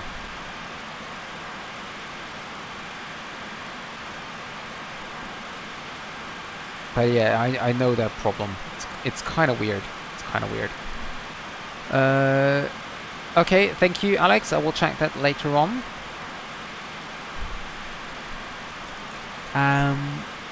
There's also one coming to MSFS. Okay, I didn't know that.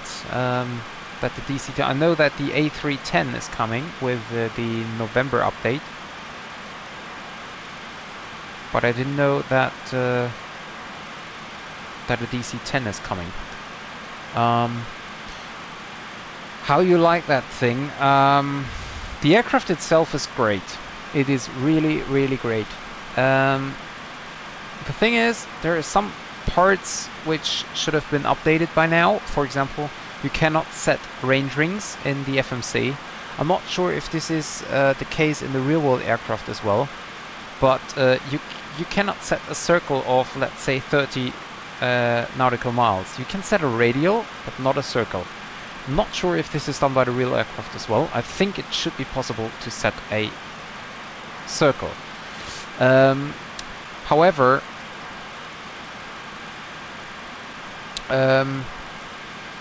all of the other parts in the aircraft is really great. And sorry, I just have to fill in some descent winds here. Well, no, I don't need to do that. We are not using VNAV anyway. Transition level 40 is okay. Okay, then we're fine. Yeah, so basically it's okay. It's definitely not worth the price from my perspective. I heard an interview of Leonardo, and he said that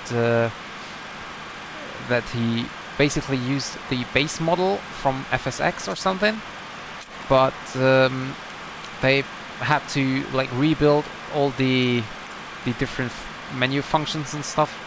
At least that's what I heard. So if they had really to rebuild this complete aircraft, I still think it's a little bit too expensive. But maybe it's also because it's quite rare. There are not a lot of people buying that aircraft, I think. So that might be a reason for them to make it more expensive. So if they had so much work to do, then they need a higher pricing. So, but David, about the DC-10. Actually, I don't know that much about the DC-10. I'm more of a fan of the MD-11, just because it's newer, maybe. The DC-10 is, well, basically almost the same as the MD-11.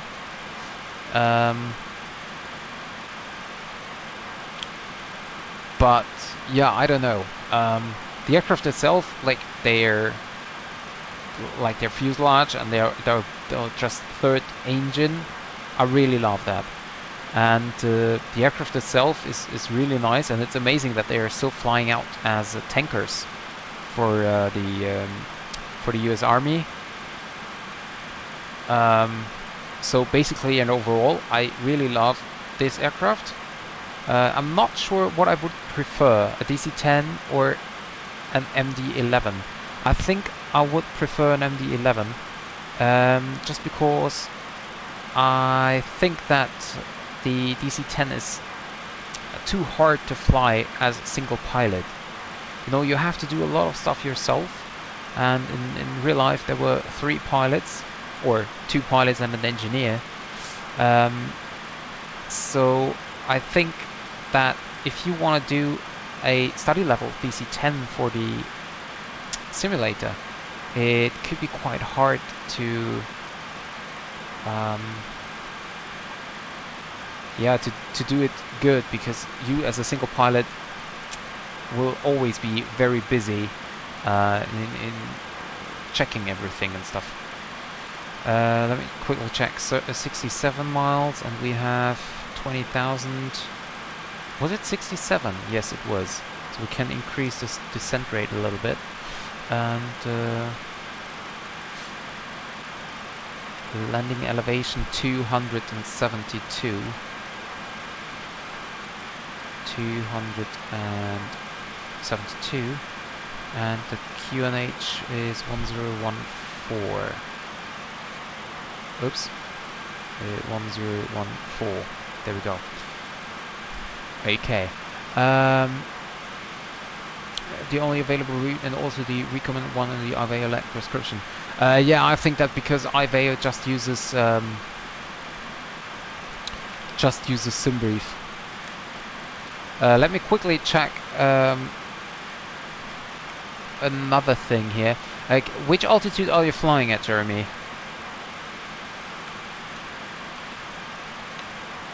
Oh well, never mind. I just used something.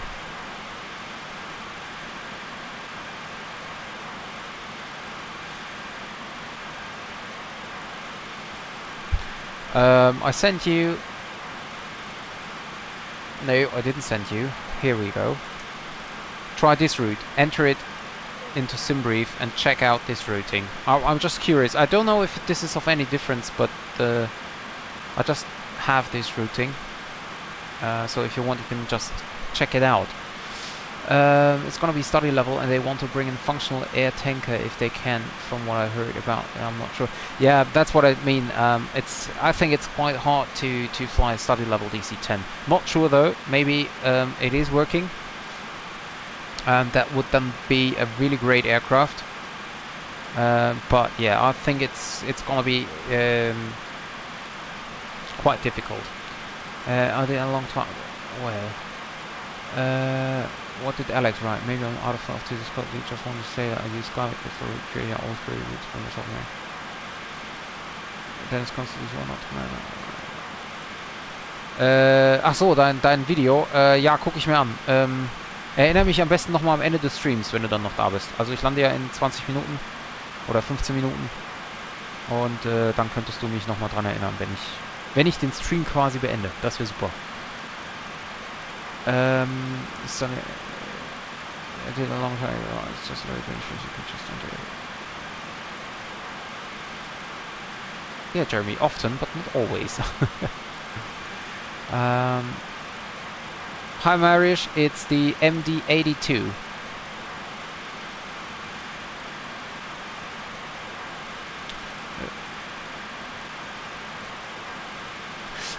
Felix, as far as I know, shared cockpit was already available for MSFS, or maybe it was called different, maybe it was a different program, but I think it was available already, and people using it discovered a lot of crashed desktops and freezings and stuttering and stuff like that.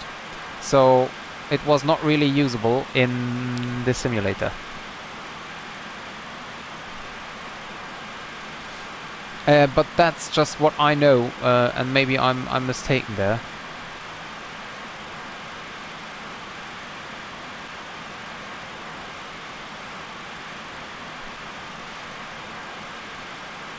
Can you show us a picture, or me a picture of the routing in the screenshot channel if you want?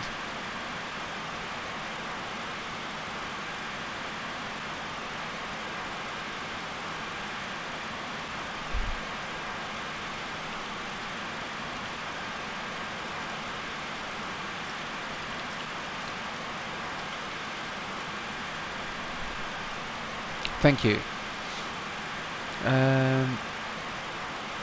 I'm not sure. I think so, but I'm not 100% sure. So we have 40 miles to go and 11,000. So yeah, that should be working quite fine. Alex, what do you think?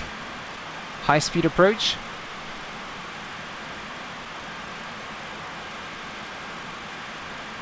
I'm really kind of like that now. Although that means I need to descend a little further here.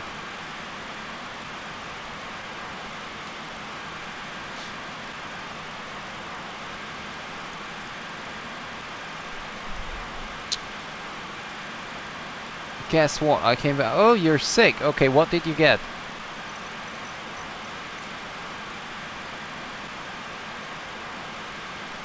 Ooh, that is bright. But look at that. Google Maps.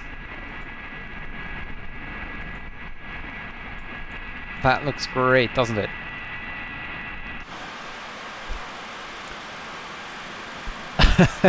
Simulating one engine out. Shed cockpit was an option for FS9 and then for 2-3 years an add-on I used to fly Shed and after that. I know there is a streamer from Germany, a real pilot, and they did it already with shared cockpit several months ago.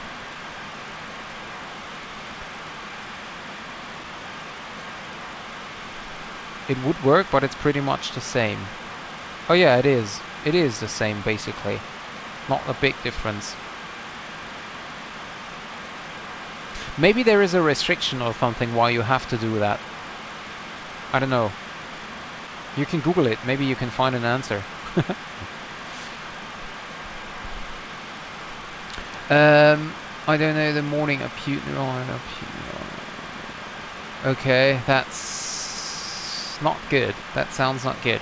I hope Duncan is okay as well with his shoulder. Haven't seen him today, but I hope he's okay. Do the failure settings work on PC? Like, if set a time range for the failures doesn't.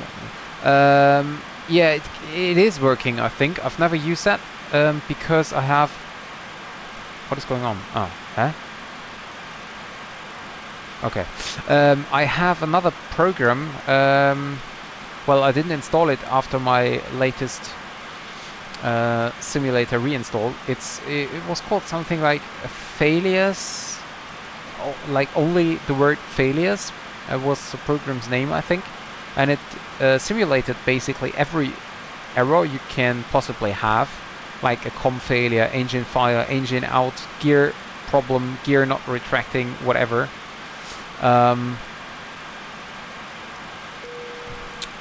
And you can set either a time or a certain speed, or you can just say, well, appear randomly, but not at the gate and not during taxi, only starting takeoff roll, whatever, passing 80 knots, I don't know, something like that.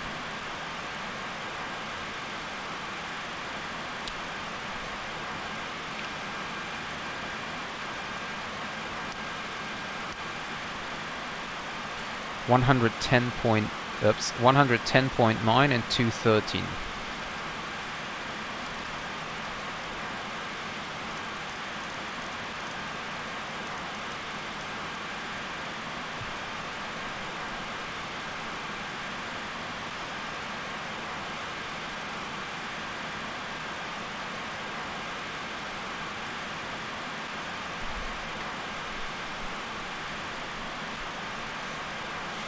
And Alex, I don't do a engine out today. I always wanted to do a how's it called? An emergency video, but I'm lacking the time as usual.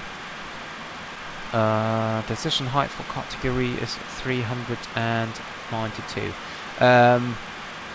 Yeah, I wanted to do that,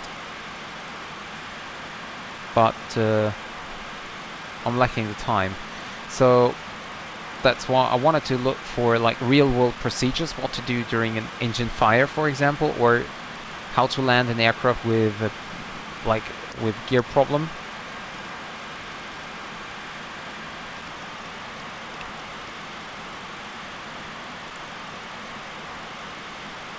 But I'm just lacking the time.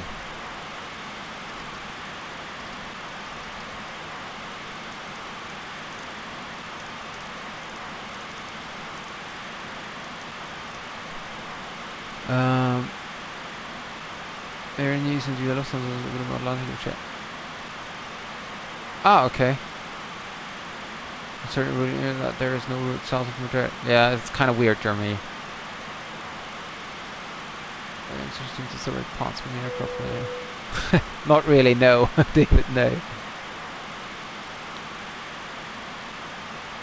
Yeah, I know. I also do that, but I don't really want to do that in the stream today. I'm not quite prepared for it, and if I do something like that, then I want to do it. Oh, that fog was coming fast. But if I want, if I do it, then I would like to do it like, you know,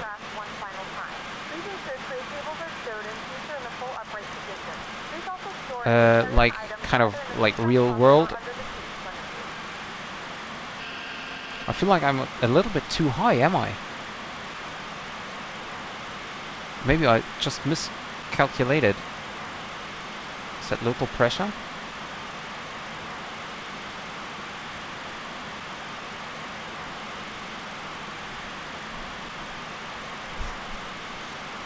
Oh, come on.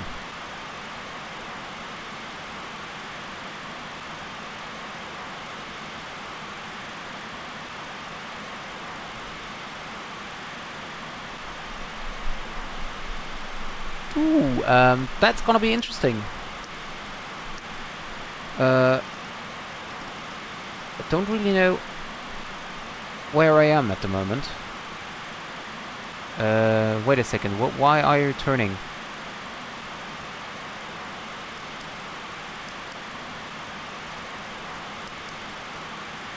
Why is the aircraft turning away?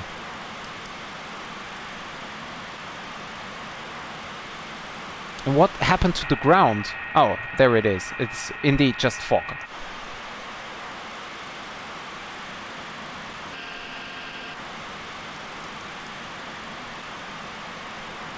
Slats extend. Yes, there is a fire extinguisher. And I need to start my recording tool. Where is it? There it is. And record. Okay, that's kind of weird. I think I've kind of miscalculated it. So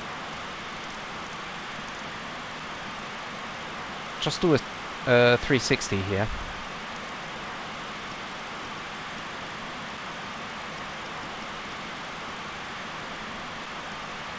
That is kind of weird.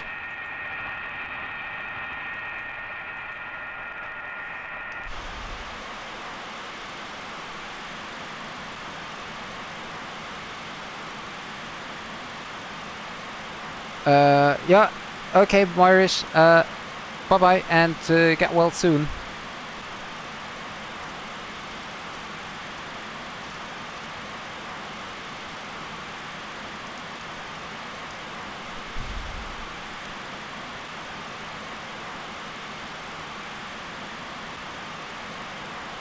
There they are, fire extinguishers.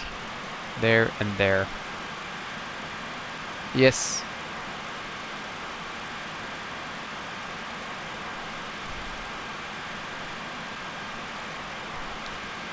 So, seatbelt signs are on, landing altitude and QNH is set.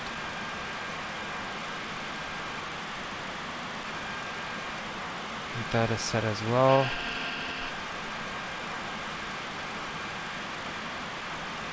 Okay.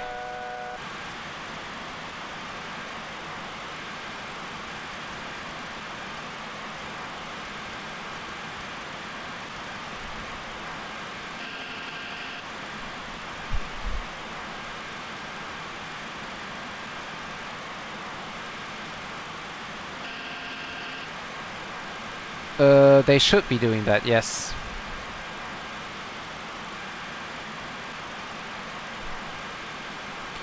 Wow, that looks actually quite nice. The beach is down here. Oh, we have a very steep angle of attack.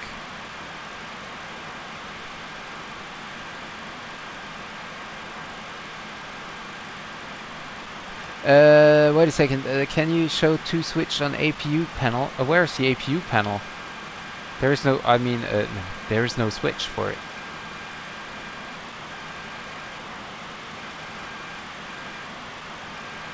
Oh, that's what you mean. Yeah, yeah, discharge. Yeah, yeah, over here.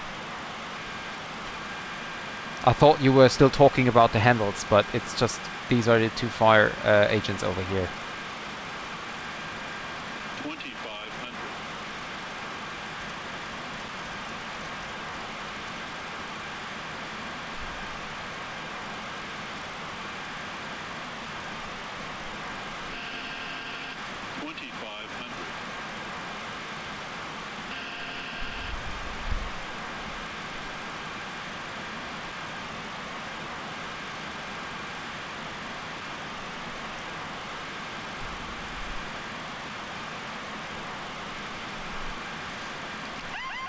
Autopilot. And speed off. Go for go round speed.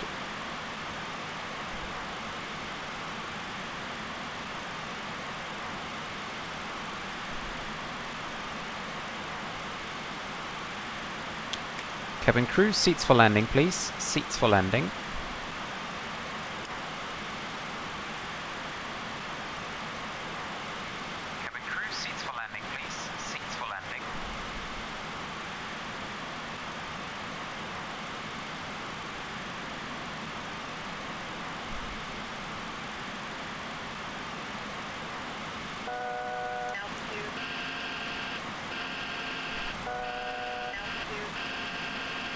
Can't see anything.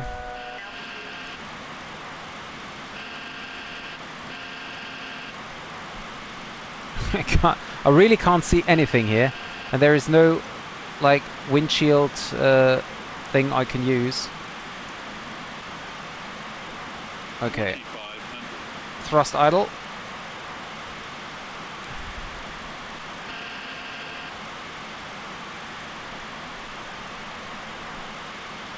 We're off to the left side of the localizer, so we get back to it. Gear down, flaps 9. Landing here. Landing here. Landing here.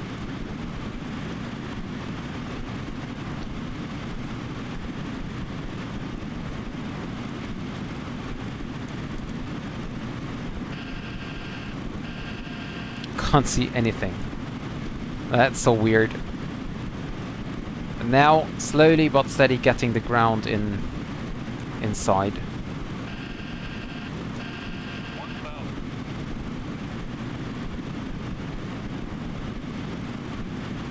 Drifting off the localizer again and getting a lot low.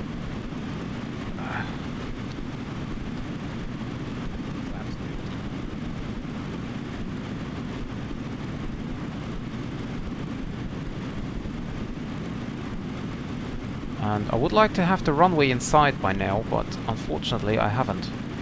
Oh, there it is. There it is. Runway inside.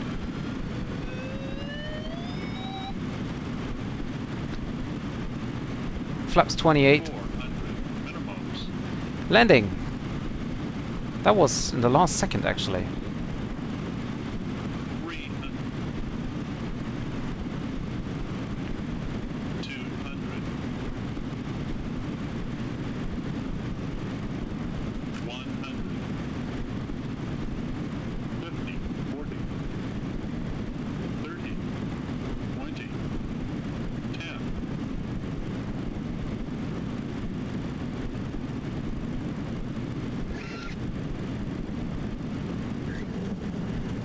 And reverse on.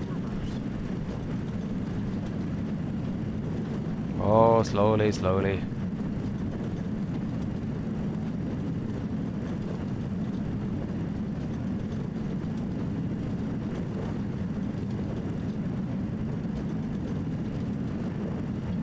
Manual braking.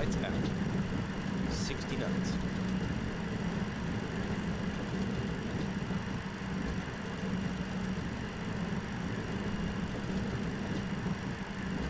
And vacate the runway.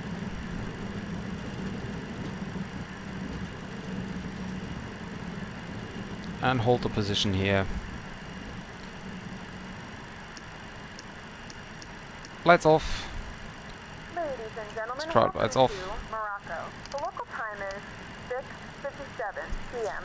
and it's currently about 23 degrees Flaps up. Celsius. You can now use your mobile Disarm. devices. Please remain seated until the aircraft has come to a complete stop and the seatbelt sign is turned off. And we Remember to turn use now caution when here opening the overhead left. bins, as items may have shifted during the flight. We thank you for flying with us Start and we the hope to see you again soon. APU.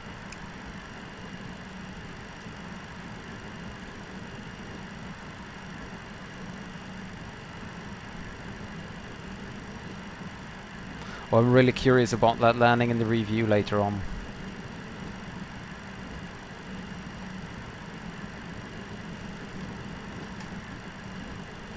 So that's retracted.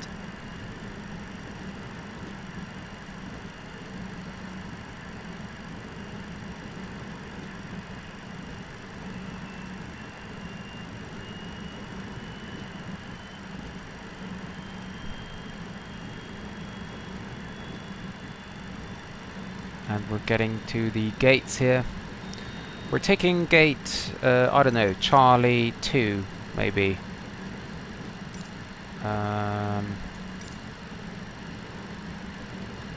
No, follow me.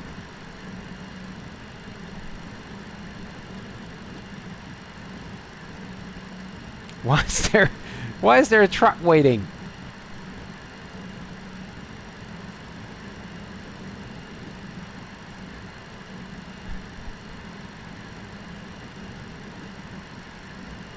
Taxi lights off. Look at the shadow here. And getting onto the gate.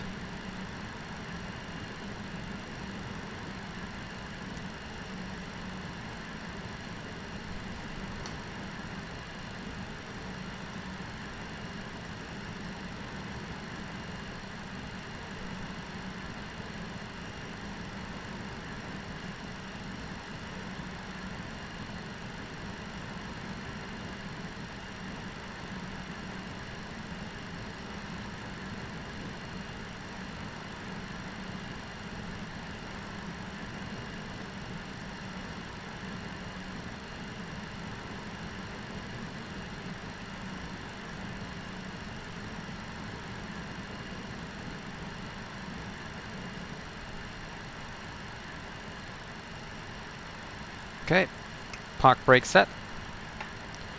APU generators are on. Engine cut off.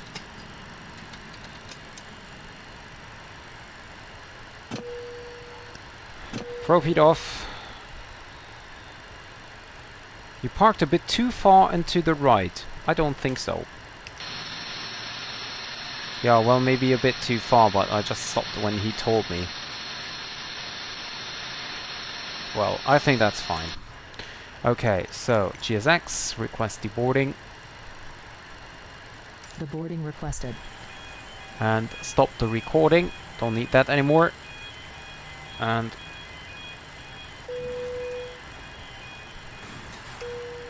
seatbelt off.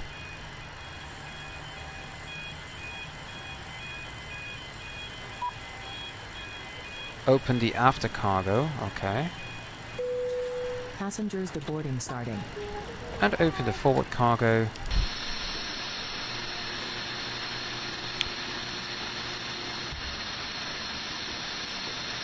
Very nice, very nice. Okay, guys, so this is the airport, by the way. Very nice scenery. Oh, have a look. Isn't that great?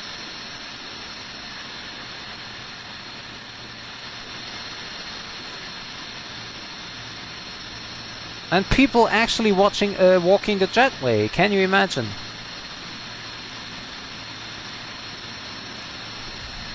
The people are actually walking the jetway. I've never experienced that before. Great. Really, really great. Even though they are walking through a closed door. But anyway. Okay, so now let me see what you wrote in the chat. Sorry guys, I was busy landing.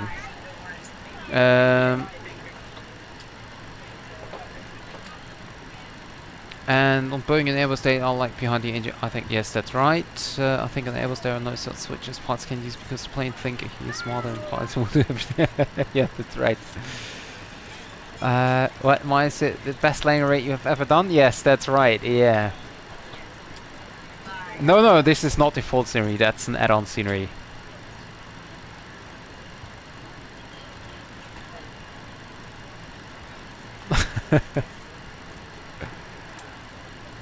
Yes, thank you, David. I will do that.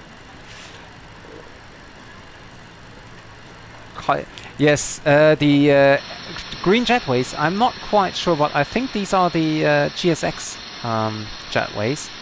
I really love the Arabian style.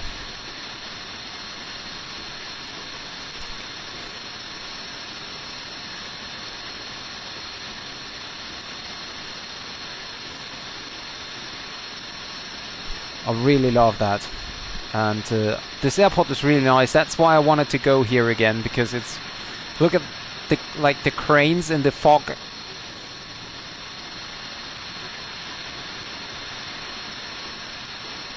This is okay. I mean, ignore the MD-88 here on the engine, but so maybe like more like no. You can also see it. Maybe like this.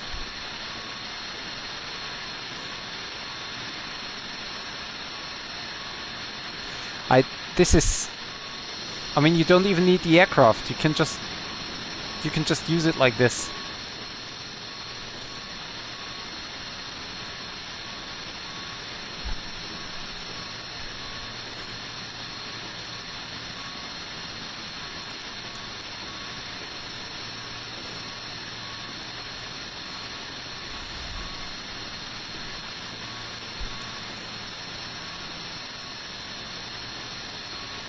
Can I have a look out from the jetway? Do you want to deboard crew? Crew deboarding starting.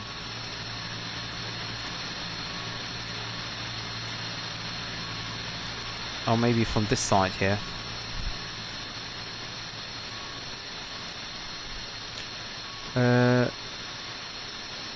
Wait a second, I will check in a second. Oh, you poor guy. You have to wait here until an aircraft arrives, and you poor guy.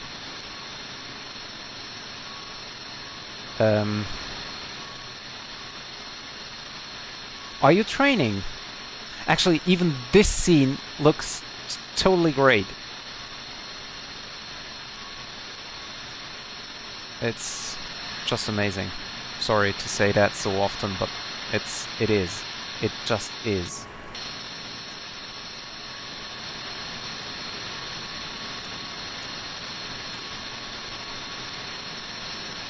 Pilots deboarding starting. So let me check the interior. I don't think it's modeled. No, not really.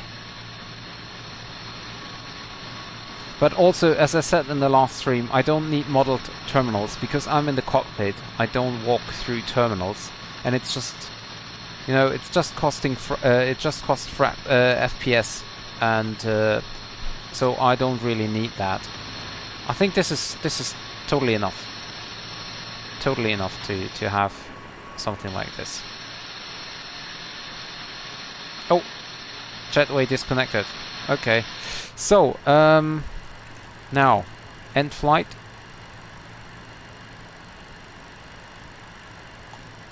And let me just quickly start the engines again, and then we have a look on the landing. Maybe I should record it. Oops. Maybe I should record it again. This is freeware, actually, Felix. This is a freeware airport.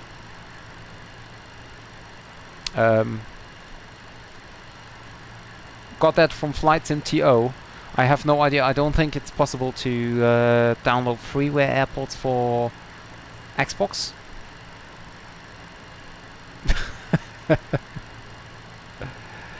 I cannot say what the developer is. It's, as I said, it's freeware from FlightSim.to.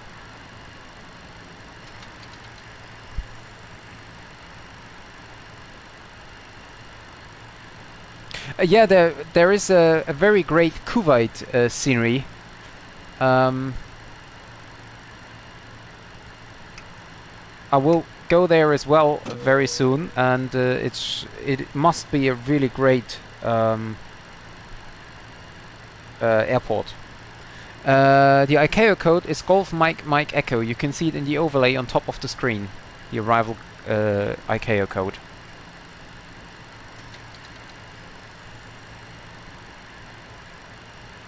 So starting up the engines.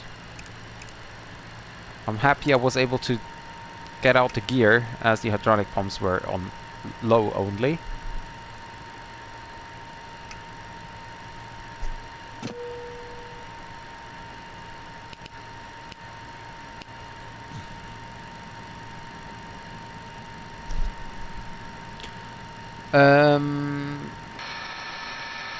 Yeah, I thought so. Yeah, I'm sorry about that, but this is really great, the airport here. So doors are closed. Yes, they are. Oh, we need to disconnect from Iveo. I mean, we don't have a controller nor a pilot here anyway, but... So, and recorder tool, where is it? Replay. And then we go here. Okay, resume.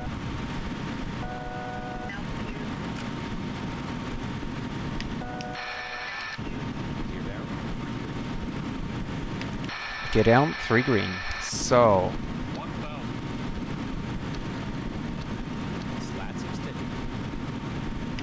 I'm not even sure from where to watch first.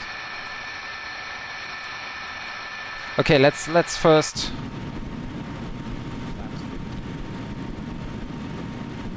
Let me turn off.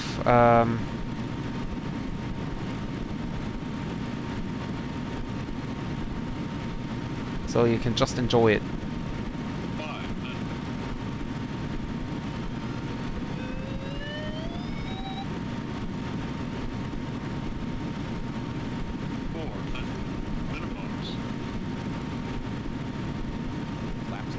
The scenery is really great. Although the fog and haze is quite difficult to deal with.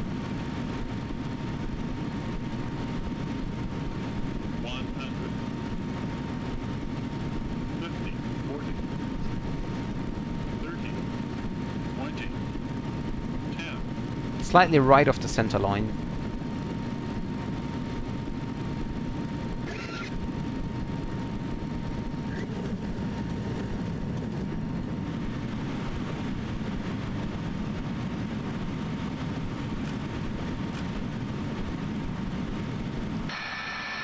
Oh.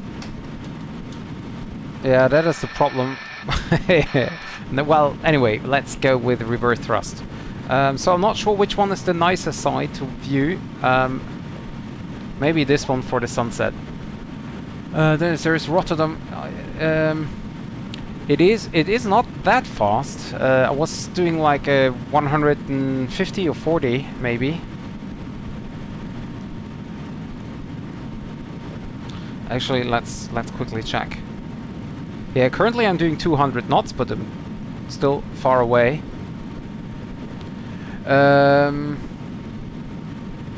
Real world weather.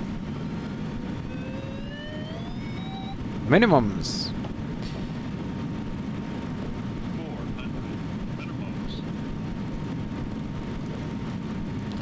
So I wanted to show you the...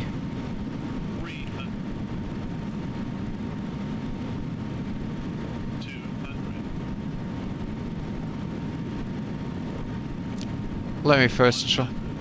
Yeah, I know, I know. Well, not much to see here, but my shadow.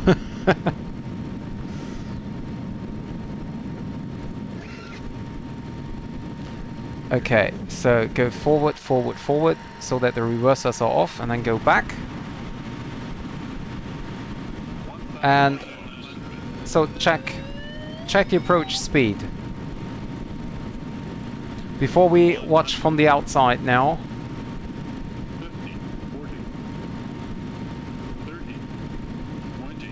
Yeah, okay, we were quite fast. Almost like 20 knots faster than we should have been, but... Worked out in the end, didn't it? So, okay, now from the outside. On the speed brakes. And now have a look.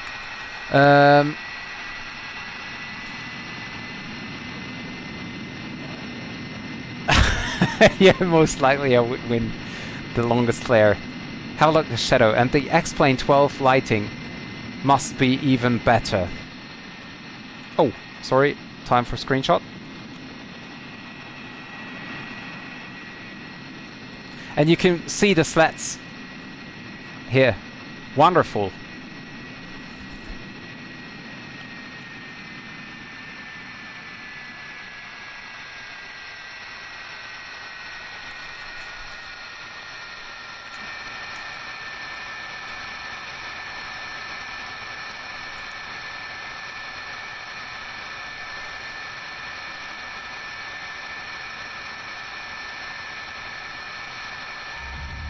Well, that was butter, wasn't it? I mean, honestly.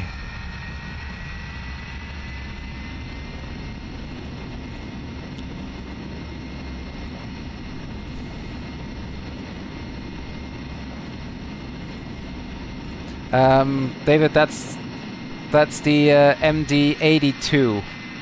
I know it says MD-88 on the engines, but it is an MD-82. Iberia does not fly the MD-82. They only flew MD-88, but...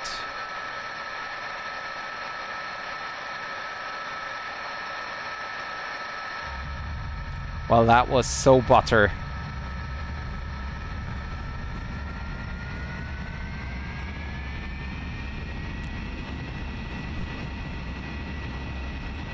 Yeah, basically, yeah. Basically, yes. So, guys, that was a flight to Rabat. Will definitely not be the last one. It's kind of interesting with the haze here, and also it's a really, really nice freeway scenery.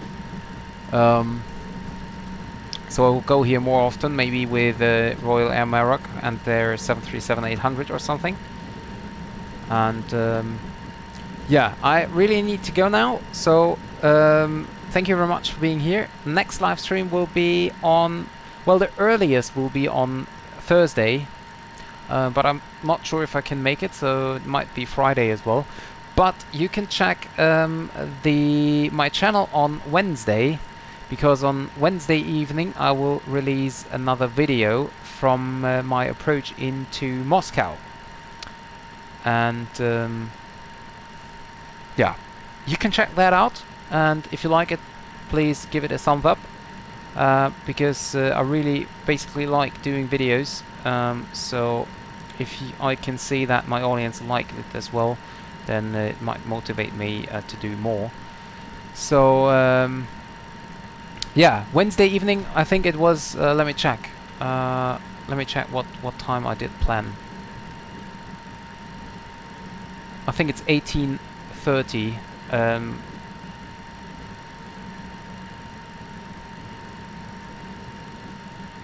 No, that was wrong.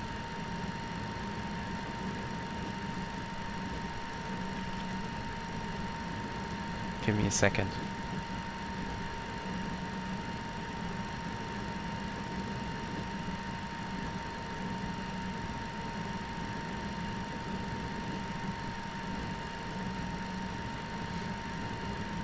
So YouTube is not reacting at the moment. Sorry about that.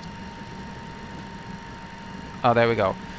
So it is planned for this Wednesday, 18:30 German time, which makes it 16:30 Zulu time.